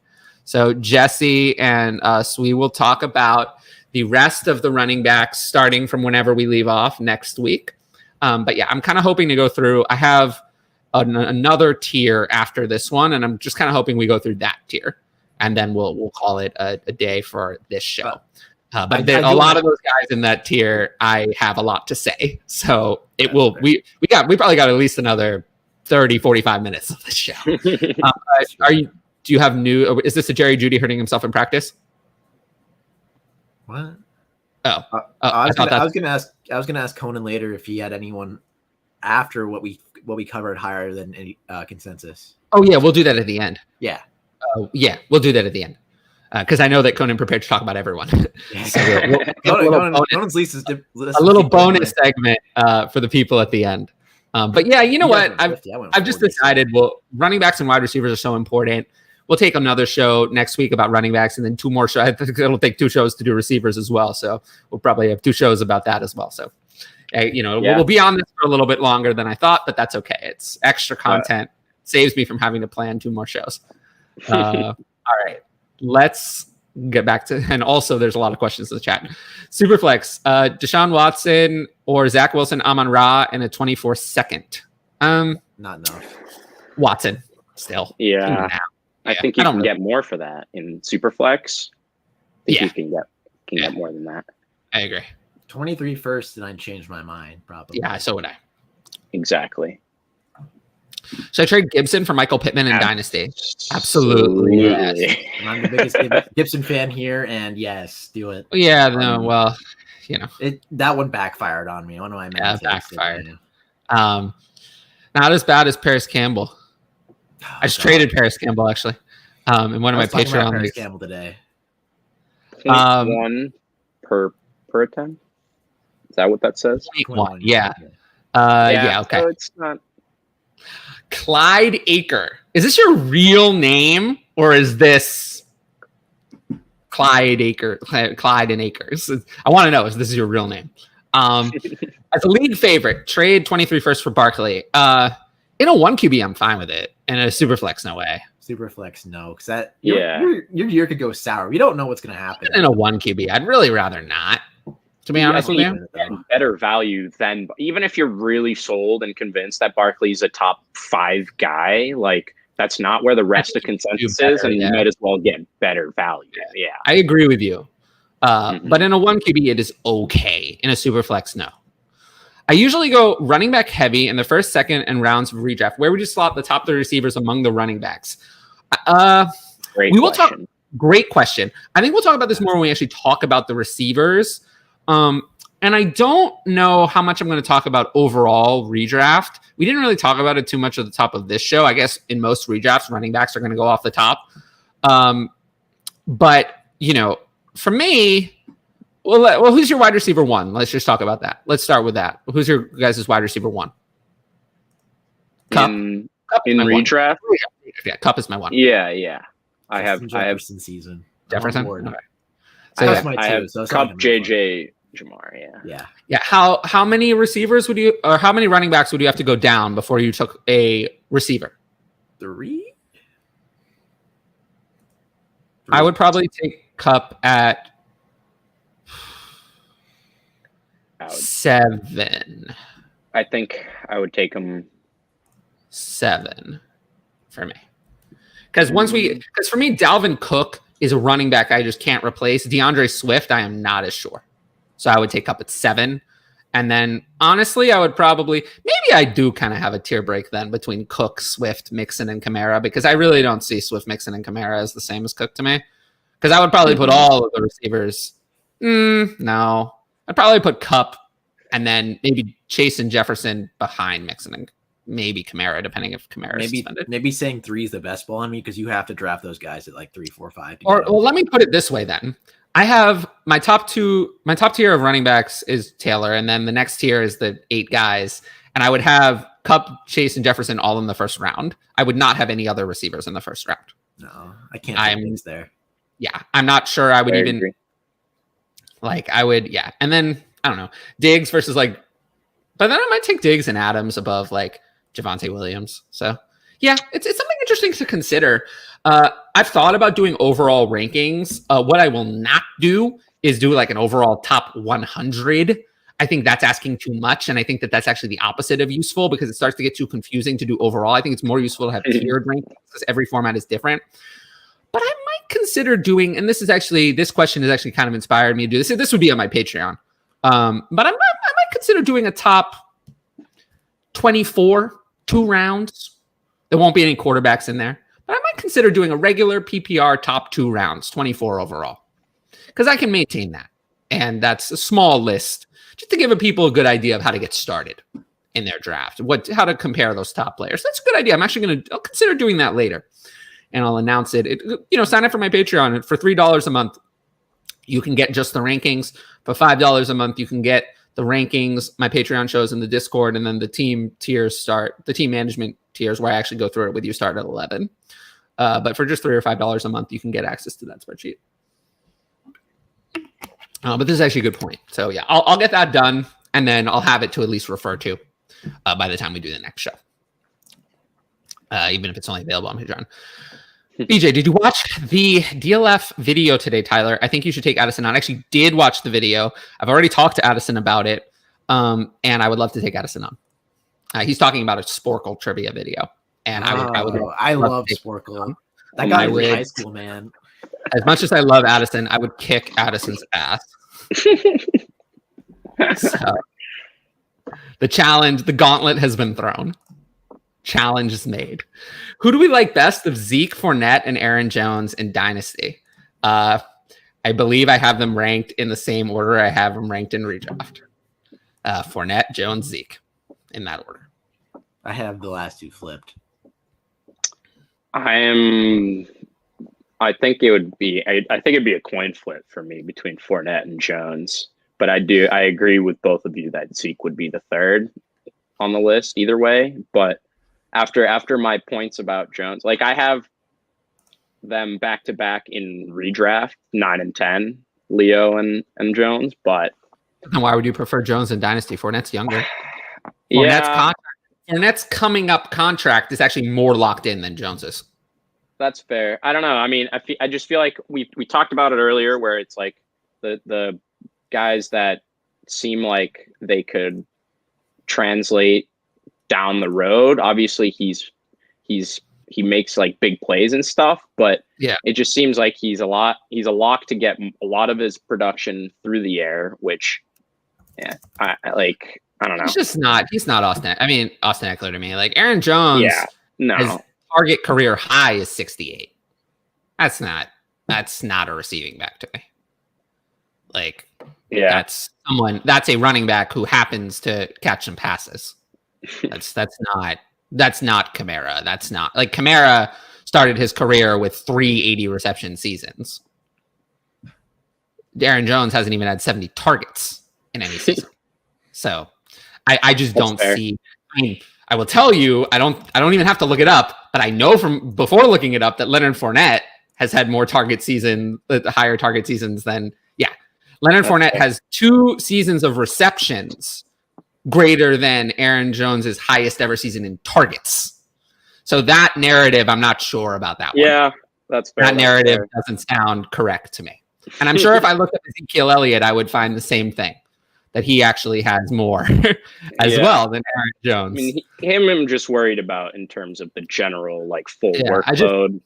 Yes, Ezekiel Elliott, for the record, does have 3 target seasons higher than Aaron Jones' career high. That's fair. So I'm just pointing this out so that people realize that Aaron Jones is kind of the way people characterize him as like a receiving first back is inaccurate. Is an inaccurate characterization. The reason he's been so good is because of his efficiency in the rushing game. Large numbers of touchdowns scored, high yards per carry. That's why he's been so good, not because he's a PPR monster, just so that people know. And sometimes I fall into that trap too, thinking about it. But yeah, so I think we talked enough about that. Let's talk about, before we move on to my next tier, let's talk about David Montgomery, who I have at 15. And it seems like you guys both had lower. So let's start with Ryan. Ryan, where did you have David Montgomery? Oh boy. I have him at 23. You have him at 23. So my next tier, we're going to get to my next tier and we'll kind of start to wrap up. My next tier goes down to 23. So you would have had him at the bottom of my next tier. And then Conan, where do you have him? So I have him at 19 and my next tier right in the middle. is, and my next tier goes to 25. 25. Okay. So he's like right. He's still kind of in the top half of this tier for me. But there's your Fournette and Jones comparison. But you have Montgomery right in the middle of where Ryan and I have him. So Ryan, let's hear from you first. Why at 23? That seems very low to me, considering he's, I believe, finished higher than that each of the last 2 years by a lot. Well, last year was 19, so not a lot, but but 19 with many games were missed last year, right? Many games, 19 overall with 4 games missed. So now he's all the way. It just seems interesting that he's all the way down at 23. It does seem interesting. When I was placing them, I'm like, maybe I characterized offense into it a little too much in this early one. But the offense was terrible last year. I mean, it can't be worse than Matt Nagy. I mean. No. They did not help. Nagy did not attend the quarterback meeting. He didn't go to the meeting. That's fair. He didn't go to the meeting. How could he expect the offense to go well if he did not attend the quarterback meeting? He didn't go. So of course it was terrible. So it literally cannot be worse. It cannot be worse than that. Look, maybe I don't know, the whole contract situation. Maybe they run him into the ground. That's why I have Jacobs higher. I just presume that. Really? It's funny, actually, you mentioned that, because I have Jacobs at 23 and Montgomery at 15. I don't have him much higher. I have Jacobs 1 spot above Montgomery as well for that, pretty much that reason. Oh, yeah. So we don't see any of this the same way, because I see it completely differently. Yeah, I see it completely differently. I see that they declined the 5th-year option. They drafted Zamir White. I see that they restructured Kenyon Drake's contract. So actually his money is guaranteed for this year. So he's not going anywhere this year. So I actually see that they're trying to bring in the Patriots system, our favorite system. That's what we want. The Patriots system. So Josh Jacobs is just a total. I have him at the end of my next tier just because I think that he's going to be usable. He's going to give you something, but I am so out on Josh Jacobs for actually a lot of the reasons you're saying. I just interpreted them differently. Whereas for David Montgomery, they brought in no further competition at all. So I am still in on him. He was good last year in the exact same situation. That's with worse coaching. You are a bit higher than consensus. I'm lower. Conan's about on it. So my thing with Jacobs is like you're right, and it's up for interpretation in terms of like, do you think they're gonna run him into the ground because it's his last year, or do you think they're gonna basically start gradually straying away from him because he's in his contract year? But regardless of that, the thing I was looking at was really like, I mean, I didn't look past the numbers from last year, but I think the narrative's always been there where his splits in wins and losses have definitely been very lopsided, where his last year, at least, he's half a yard better, more touchdowns, albeit on more attempts and one extra game. But maybe I'm wrong on the years prior, but I thought that was always maybe it's when winning or in wins, whatever it is. And I just think there's no denying that the team as a whole got better. And so if there's similar volume, then I don't see how he's not, getting a lighter front and potential to score more touchdowns than how many games do you think they're going to win? Like, their division just went from the toughest division in football to the even toughest division in football. Like, I don't know that saying that we want the Raiders to win a lot of games is a selling point. They're going to put up a lot of points. The other thing is Josh Jacobs declined to 14.5 carries per game last year, whereas Montgomery has increased the number of carries per game every year up to 17.3 last year. But what did they do with Josh Jacobs last year? That was different. They threw him the ball more. Way more, which we did not expect, honestly. I didn't expect it either. We thought that was never going to break 30 or whatever, and all of a sudden he's averaging, I don't know what it is off the top of my head, but it was 54. So okay, so it's a good. So that's true. But now Devonte Adams is there. Yeah. You think the targets are still coming? Because I don't. No, but I think there's definitely more potential for just goal line work at that point. I don't know. I think it balances out where you're all. I think there's a risk. Very true. Mm-hmm. Yeah, I think there's a risk that if Zamir White gets 3 goal line carries and scores on them all, and that's all he does all year, then Josh Jacobs' ceiling was just nuked. That's all it takes. It's all it takes to go from 15 to 23. That's the difference. That's the difference between 15 and 23. That's all it is. That's going to be the difference. If you look at the end of the year, 18 points. That's it. That's all it's going to be over a whole year. So that's the reason. That before the draft, I likely would have had it reversed because I thought the Bears actually needed a running back more than the Raiders, but that's not how it went. So yeah, so I have Montgomery at 15, and I just I see him as very safe. I don't see any threat unless he gets hurt. I think he's going to finish. And they had this debate on the fantasy footballers. Like I think Andy had him at 8, and I forget if it was Mike or Jason had him at where Ryan had him at 20 something. So the 8 was even higher than me. But it's interesting for sure. I remember they had an interesting debate about this. The volume will for sure be there, and I think it's just how bad transitioning to a new. Obviously Fields played some, but he wasn't the full-time starter. They have the new personnel, so. I think it definitely depends on how much of a step forward they actually take with some of these organizational and roster changes. So I had David Montgomery in that tier with the other higher guys and Aaron Jones at 16. So let's go into the next tier that I have. And then we can talk about that a little bit. Gibson, yeah, we're getting to him. So, okay. So this tier I felt like had some of the most difficult players to rank. And this is why we'll finish off with this tier. And then the next tier is also kind of a mess. But we can finish off with this tier. So at 17, I have Cam Akers, who I feel like is probably one of the hardest players to rank. Yes. Then 18, J.K. Dobbins, ditto. 19, Travis Etienne, ditto times 3. 20, Antonio Gibson. Another one. You're higher than me on Gibson this year? Congratulations. Very difficult to rank. And then 21, Ezekiel Elliott. Oh, another one. Very, very impossible. And then 22, James Conner. And 23, Josh Jacobs, who we talked about a lot.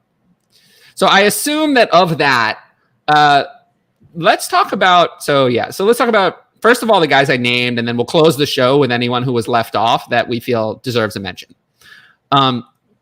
Let's talk about first the guys I named. So let's start with, I think we talked about Josh Jacobs enough. What about Ezekiel Elliott? I have Ezekiel Elliott at 21. I feel like that's lower than most. But I don't know if it's lower than you guys. It's a whole one spot lower than me. So you have him at 20, Ryan? 15. 15? Ooh, wow. I think the torn PCL really did him in. Oh, no. I know he's getting older, and I know that's very risky of me to say. He looked cooked, dude. Like, totally cooked. I'm just worried about the career carry and work threshold. There's that famed 1,500 carry mark. Usually they start declining after that, unless you're. He's right there, isn't he? He's past it now. Yeah, past it. What? 1,500? He's past 1,500. Yeah, 1,650. Yeah. So wow, he's had more volume than I thought. Yeah, I mean he's basically been at 300 every year. Like I didn't know he was that high in terms of the volume. The efficiency has gone down over time, and he's declined in attempts per game every year from 2017 to 2021. So, and obviously, so we might not get to him today, obviously, but Tony Pollard, when I was looking at some of his stuff, it's like obviously smaller sample size, but there's a guy behind him that is just uber efficient and like has some really nice metrics. It's like top 10 in almost everything. And I get he doesn't have to do the dirty work that Zeke has to do sometimes. And it's a small sample size, but unless you're really good, you're not like top 5 in 20 different efficiency metrics, like, so that worries me. And Do you see Dallas rushing less or mainly just a 50-50 split with Pollard, knocking them both into low-end RB2, RB3 territory? Both. I see Dallas both rushing less and it being, I wouldn't say it's a 50-50 split. I have Pollard at 32. So significantly lower than Zeke. But, so Ezekiel Elliott could be controversial. I've heard some people still ranking him in the top 12. And like those people have not watched the last 2 years of Ezekiel Elliott. He is. I know that threshold's there, but he still finishes a top 10 back last year. Yeah, but he looked like absolute garbage. Well, here's the thing. But here's the concerning thing: is the good games were at the beginning. That's very concerning. That the good games were at the beginning. I guess I rank differently. I assume you rank on points. I rank on where I take them. No, I rank on the ladder like you do. I don't do projections, so I rank on where I'd take them. But I don't want Ezekiel Elliott because I think he's washed. I just think that's the area right before all the guys with the question marks we were talking about, like Travis Etienne, J.K. Dobbins. I know Zeke has his own, but Zeke has long list. They have youth, and they do have youth on their side with their volume workload, and that's just like that's enough for me. Like I hate to bash on Zeke. Like he's been a stud for years. He's got a crazy bell cow role. Like and it's like, but you can't. It's hard to deny. Like you said, 1,600 something carries over his career. It's like that 1,500 mark is usually pretty deadly. You see Tony behind him in the wings, just like wanting to get more work. I mean, Ezekiel Elliott has really 2 seasons of just absolute superstar production. It's 2016 and 2018. Like those years, he was difference making. Like in 2018, he did it with receptions and his PPR value. In 2016, he did it by being an absolute workhorse on the ground and scoring 15 rushing touchdowns, with despite averaging over 5 yards a carry, despite 322 carries over 28 games, which is crazy. Never see that. That doesn't happen. No, it does not. And even 2017 and 2019 were still excellent. They're just not. They weren't quite league winning like 2016 and 2018 level, but they're still excellent. The first 4 years of his career were excellent. He was consistently a top 5 running back over those 4 years. Didn't really get hurt. The only time he missed was suspension. So he had 4 years of excellence, and that was it. Then we had good, and then we had washed. So and now it's going to be more washed. And then look, I won't be drafting him at ADP where like his consensus at all, because remember I had Breece Hall ahead of him, and Breece Hall's going behind him by almost a round at this point. I'll just take Breece Hall instead. So that's crazy. Yeah, I just don't understand why people wouldn't take David Montgomery over Ezekiel Elliott, because he's going to get the same volume and he's not washed. I got him a spot ahead. So yeah, I think people know that I'm not going to be in on Ezekiel Elliott. I don't think they don't need repeating that I don't like Ezekiel Elliott. So let's talk about some of these other players that I think are interesting. So I have Cam Akers at 17. I've heard some people having him in the 30s. Haven't really seen anyone too much higher than 17. No. So. Yeah, I mean, you listed a few. I think you went Akers, Dobbins, Etienne, Gibson. Yeah, is that right? So that's correct. I have that. Well, I have Akers, Dobbins, Gibson. They're back to back for me, but I actually have Travis Etienne a little bit higher than that. Higher, okay. I'm pretty bullish on him. I think with no Robinson to start the year potentially, I think he's back with his buddy Trevor, and I think just the offense. I mean, the team. I think they want to get the ball out of his hands, and I was actually surprised to find out he was right in the middle, like league average in terms of like pressure time, like per snap. Thought maybe it was quicker, who knows? But so I just think they're gonna just want him to dump it down, and I know they want to use him as a receiver as well, not just catching passes out of the backfield. He's talked about Debo roll, yeah, how he would love that. So obviously some eyes open in there, but so I'm just a little bit higher. I just think the receiving work will definitely be there. Obviously the team isn't great, but we saw James Robinson with a full workload on a garbage team be a top 5 back 2 years ago, I think. So yeah, I think there's a possibility for him, and I have him at 17. That's right, as well. Yeah, so I have him a spot behind Breece and 1 spot ahead of Jacobs and Montgomery. Yeah, I mean, it really feels like we have most of the same guys. I mean, so you guys have ETN both at 17. I have him at 19. I have Akers at 17. Where do you guys have him? 18, 19? He is 21 for me. 21 as well. Yeah, 21. Okay. We're tapping each other over here. Yeah, and then I feel like there was also Dobbins, who actually in ECR consensus is at 22. I had him at 18. So I'm actually higher on Dobbins. I'm 22. I'm right behind Cam. Yeah, I'm with you, Tyler. I have him at 18. 18.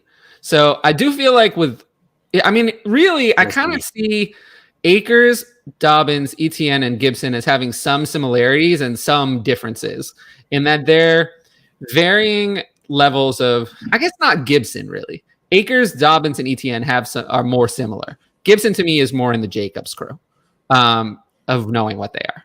But Akers, I feel like of all of them, has the most upside in a way, which is that we know the Rams offense is good. We know they want him to be the workhorse. If he can actually do it and play well, Akers could be top 5. Whereas I don't see Dobbins is never going to be top 5. Not with Lamar, not with splitting carries. It's not possible. They're not getting receiving work. They don't throw to the running back at all. Dobbins can't be top 5. Yeah, well, but there's too many. But there's just no way. Dobbins is never going to be top 5. And then Etienne, he could be, but it's such a black box. We have no idea if that offense is good. That offense could be horrible. And if the offense is horrible, he's not going to be top 5. And we don't know if Robinson is coming back. There's some obstacles for him. He's never played in the NFL. We've never actually seen him be good on an NFL field. We don't know. And the track record for guys who missed their first full year due to injury is a disaster. I mean, there's nobody. There's really nobody who's done that and then been good later. Is the track. You have to go so far back to find anybody who's had that career path. And there's a couple quarterbacks, but running back or wide receiver, it's Darius Geis, Kevin White. Those are the 2 most prominent recent names. I'm hoping he has like a Blake Griffin type, missed first. Yeah, no, in basketball it's more common. Basketball a lot more common, but in football not so much. That'd be nice. But I do like him. I liked him as a prospect a lot. It's not like I disliked him or anything, and that's why I have him 8 at 19. If I have to choose, I'm going to pick the guys in Akers and Dobbins that I've seen be good in the NFL who are in the better offenses over the one I haven't seen be good in the NFL who's not in the better offense. That Family Guy meme where they take the box? Yeah, or the boat. Over the boat. Yeah, that's basically what I'm doing here. The end. But I have them all in the same tier because Akers and Dobbins have risk. Both injuries. Akers didn't look the same after his injury, and Dobbins still not nowhere to be found. Just more nowhere to be found. I think those 3 to me are very similar, and it's just kind of depends on who what do you want to gamble on? Do you want to make the gamble that Akers is really healthy? Do you want to make the gamble that Dobbins actually gets receiving work and goal line work? Or do you want to gamble that Travis Etienne is actually good, which we've never seen? Which you can pick your poison on that. But then I think it gets to a very different gamble, which is Antonio Gibson. That's a very different situation. To me, Antonio Gibson and Josh Jacobs are the exact same. They are sharing backfields with 2 other players. The only reason that I have Gibson higher is that I think Gibson is better than Jacobs. I think Gibson's better. So I went with the talent. The player I think is more talented over the one I think is less talented. I think we've seen more flashes of Gibson being a higher end talent, whereas I think Josh Jacobs we know is just okay. For me, is just okay, nothing more. Fair. I definitely also have Gibson as a low end RB2, just barely in the RB2 range. I mean, obviously, I was hopeful at the beginning of the offseason. It was like, oh, McKissick left. All the troopers for like an hour. Oh my goodness. And then he came back. And then they drafted Brian Robinson. And it's just like, it just seems like they're making moves of a team that absolutely does not trust him with any type of full workload. Yeah. And it's the same thing. We're just hoping it's like, oh, if he gets the receiving work, and it's like, no, they brought back the guy they gave all the receiving work. And then now they have another guy who they might spell him with in the early downs. And that could take over if he goes down, like with that early down role. And so that's exactly the situation I see Josh Jacobs in. And yes, this is why Gibson is 20 and Jacobs is 23. All those touchdowns, though. That's why Gibson is at 20, 3 spots higher. The only reason I have Gibson at 20 is because, like I said, I'd rather take my chances with Akers, Dobbins, and Etienne, who I think have real upside. Whereas Gibson's upside was just nuked by Brian Robinson appearing. It's actually worse than it was. So now I think his upside is like 11 or 12. That's the best case. Yeah. So I'd rather take the guys who I think have more upside at this stage. That's why I have Gibson at 20. Fair. That's fair. But he's not wrong. Louis is not wrong. That's why I have Gibson above Jacobs, because I think that Gibson is better. I think he's shown more upside anyway. This is the tier where the team decisions really come in, like after Dobbins. Like it seems like a team decision kind of thing. I don't really think about it that way, because you can always, unless you're playing a best ball, maybe. If you're playing a best ball, maybe. But if you're playing a redraft draft, or like a redraft where you draft and then just play, or a dynasty where you're ranking as if you have these players, I don't think about it that way. I just think about, because you can make moves. So I just think about the players I would want based on their ceiling and overall. This is just the order that I would like them. But yeah, I do see Gibson and Jacobs as having a lot of parallels. They're both about the same age as well, both 1998 birthdays. So very similar in a lot of ways. And then the only other player in this tier who I assume you guys have much higher than me, maybe I'm wrong, is James Conner, who I have at 22, who I guess I just have no interest in compared to consensus at 15. So I am way lower. I want to hear the like why, I guess. Why?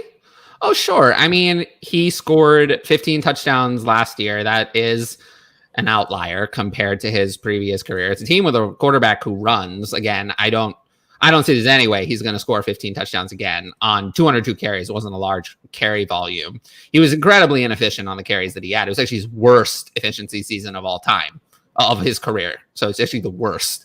He didn't really have more attempts per game either. It was 13 and a half compared. He had 13 the year before. He had 16 and a half in his great year, 11.6 in 2019. So it was kind of in the middle. Nothing special. Receiving wise, he did catch 37 of his 39 catches of targets, a good catch rate, but 39 targets in 15 games is nothing special. That's okay. That's nothing to write home about. So all that happened was he wasn't particularly efficient. He wasn't good really as a runner.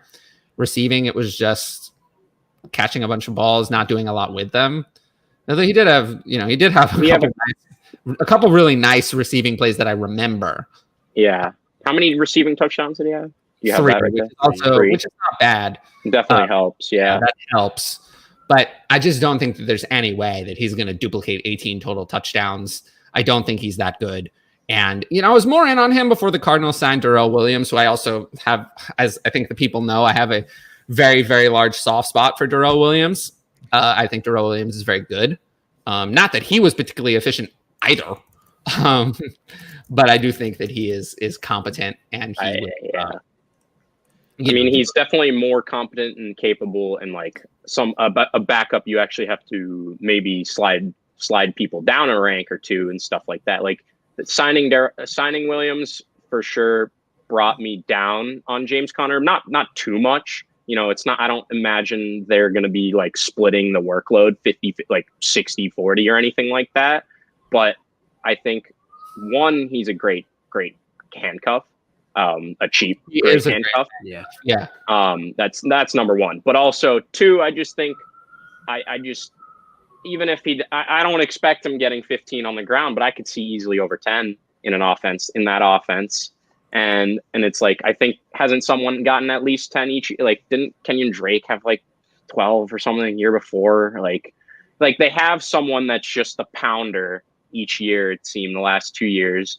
And I think I think as we go on, I think they more so don't want Kyler to do, like some type of read where he tries to run in. Like if they're within 5 yards, I think they want to be able to just let someone pound it in. And obviously Connor was able to do that.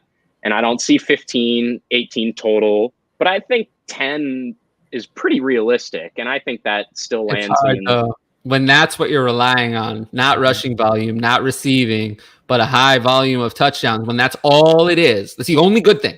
Nothing else. That is the offense terrifying. Too.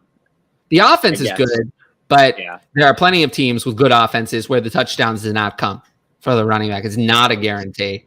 And Darrell Williams had more targets and more receptions last year, despite being a part-time player, than James Conner. So... I do think that he's going to lead the way in terms of, he's a far better pass blocker than James Conner. It's not James Conner's area of expertise. And Darrell Williams is one of the best pass blockers.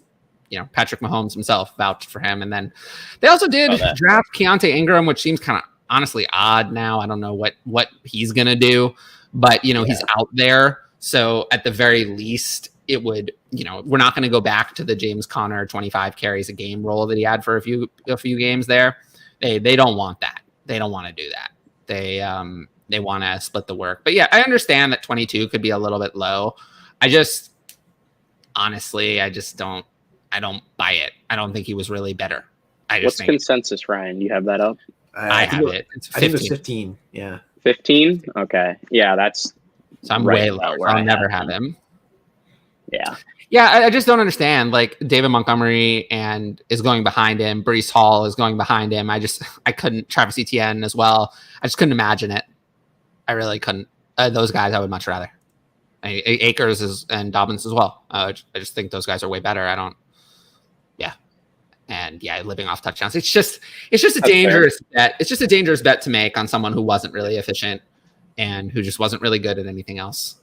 Those seasons don't tend to repeat usually. Remember LeGarrette Blount? Mm-hmm. Had that one touchdown. Yeah, I know you did. But that's what I'm saying. Like LeGarrette Blount had that one touchdown outlier season, and then he never ever did any. Never. Mike Gillislee, remember him? Same thing though. That one touchdown outlier. Bills guy, right? Yeah, the one touchdown outlier, and then just never again. It happens, and if I'm wrong, then I'm wrong, and my rank wasn't all that great. But it is what it is. So I have the same top 23 as the consensus, actually. Not in the same order, but the same top 23. And I'll just read them off start to finish. And then after I read them off, we'll close the show with this. You guys tell me if there's anyone that I left off that you guys have like pretty high. Although I'm not sure that there is. So I have Jonathan Taylor at 1, then Christian McCaffrey, Austin Eckler, Najee Harris, Derrick Henry, Dalvin Cook, DeAndre Swift, Mixon, Kamara, Javonte Williams, Nick Chubb, Leonard Fournette, Breece Hall, Saquon Barkley, David Montgomery, Aaron Jones, Cam Akers, J.K. Dobbins, Travis Etienne, Antonio Gibson, Zeke, James Conner, and then Josh Jacobs kind of rounds out that last tier. So is there anyone that I left off that you guys have higher, or are we kind of in agreement? Yeah, I had the same top 23. You have the same top 23. So different order. Different order? Okay. Yeah. Different order, same top 23, but technically I kind of included 2 more. So 24 and 25 I included in the same tier as this last one. Yeah, and consensus has the tier going up to 25. But it's interesting that we all had, I chose 23 because that's where I broke the tier. And it's interesting that all 3 of us and consensus have the exact same top 23. So I do think that says something, we all have the matching top 23. So that I do feel good that I broke the tier there if we all match the top 23. There's so much uncertainty after that. But yeah, so one last thing, I guess. So who are those 2 players? Who are the 2 players that you include? I have Clyde and Eli Mitchell. Okay, yeah. So the consensus has Mitchell and Dillon in the next tier, in the same tier. They have Mitchell and Dillon in the same tier. I just think it's the ambiguous. Like Eli already obviously kind of broke out his rookie season, but they drafted Tyrion Davis-Price. Jeff Wilson's healthy. Will he get that full workload? He's basically a non-factor in the passing game. But I think, if they just hand him the full workload like they did most of the time last year, he's definitely a lock to be a RB2 at least, even if it's a low end. And then Clyde, I just think I'm eating all the news about his something gallbladder. Yeah. That. And then I just think obviously Mahomes has been saying they're going to spread the ball out more. I just think, no one's going to be the clear target hog besides Kelsey in that offense. I don't think any one receiver is going to step up and not replace obviously, but get even close to as many targets as Tyreek. So I think you're getting heckled. I don't know. I believe in the pass catching work. I know they signed Rojo, but I just think it's there. It's there. I don't know. I'm sure it'll backfire on me like it has. I think it will. Last few years, but Oh man, I do have Mitchell at 24. I debated. So do I. I debated if Mitchell belonged in the tier with the other guys, but I chose to leave him off. If it's more clear that he's really going to be the guy, for sure, then I will move him back into that tier. But it's interesting we all have Mitchell at 24, and consensus agrees with us with having Mitchell at 24. After that, I think it would go off the rails. I have 29, so way lower. But yeah, after that, I think so Mitchell was kind of the one who was like between tiers for me. After that, it's a clear drop, like significant. I debated which tier to put Mitchell in, and it's interesting. We all had him at 24, so maybe he does belong in the, I guess my tier 4, maybe he does belong in there. But after that, it definitely gets, because honestly, like, would I really prefer Mitchell versus Josh Jacobs? I feel like that's kind of a toss up. So maybe he does belong in there. Maybe I should change that on the fly. All right. Things happen. Things happen on the fly. So yeah, I just put Mitchell in that tier, I guess, with Akers, Dobbins, ETN, and Gibson. Yeah, because Mitchell's kind of the same bet to me as Jacobs in a lot of ways. So yeah, that's where that's where I felt that tier kind of ended, and there's a little bit of a gap between the next guys that are, because to me the difference between Mitchell and the other guys is a pretty big gap. So maybe Mitchell more belongs in that 4th tier. So we did the first 4 tiers today, 24 running backs. We talked about a few other guys. And then I still have the other half of the running back range to discuss. And I think in some ways it'll be a very different discussion. It'll be a discussion of the second half of the range. A lot more speculative guys. Let's cover the last few questions in the chat, and then we'll close up the show. So Louis says, name a few running backs you take James Cook over. Redraft. I have James Cook pretty low. Yeah, I have James Cook I have him at 35, but in redraft, he's just ahead of like Ramondre Stevenson, Gordon, Pierce. Yeah. I'm not 30. 30. I have him lower. Yeah. I don't think I'll be Stevenson right above him, but I have him over Rojo and Damian Pierce, so the next two underneath. I won't get any Cook at 35, so only Ryan would have any Cook with his ranking of 30. Consensus is right now at 34, so you might actually. I don't buy it. I don't believe that consensus. I think that consensus is a little behind. I think consensus is more around where you have him at 30. Mitchell in a second for 106. When now, I'm going to take the 106. Yeah, I'll take Jameson Williams. Probably. And as always, thanks for the show. Yeah, no problem. I love doing the show. Yeah, I wanted to thank these two for backpacking me today. I feel terrible. Sorry, bro. That's why I didn't say much. Dude. Get some rest. That's what's going to happen. Yeah, if you've made it to the end of the show, I appreciate you. We have all of our Twitter accounts right there. Mine's mostly blocked by the mic, but they're all right there. You know where to find me. If you're here on this channel and you like the video, leave it a like, leave it a comment, subscribe to the channel. Subscribing is obviously the most important. We want to reach that 1,000 subscriber threshold. That would be amazing. But as always, all of your support has been great. And yeah, I'll have Ask DLF tomorrow at 9 p.m. Eastern, and that'll be with Hutch. So Hutch will be on with me and Cal. Hutch had a big day this past weekend. I know, I saw that. Yeah. And then next week on here, we'll have Jesse to do the other half of the running backs. And yeah, Conan, thanks for coming on. I appreciate it. This was a great show. Thank you for having me. I've been meaning to try to get on, and I got to run off to work in a little bit, but I was happy to be able to squeeze it in and talk some running backs with you, and I'm sure I'll be back again soon. Oh yeah. Yeah, I'd definitely love to have you back. But anyway, thanks to everyone for watching. I appreciate all of you. Yes, comment for the algorithm if you're watching the replay. Leave a like. Yes, do those things. But yeah, thanks to everyone, and I will see you all later. See you.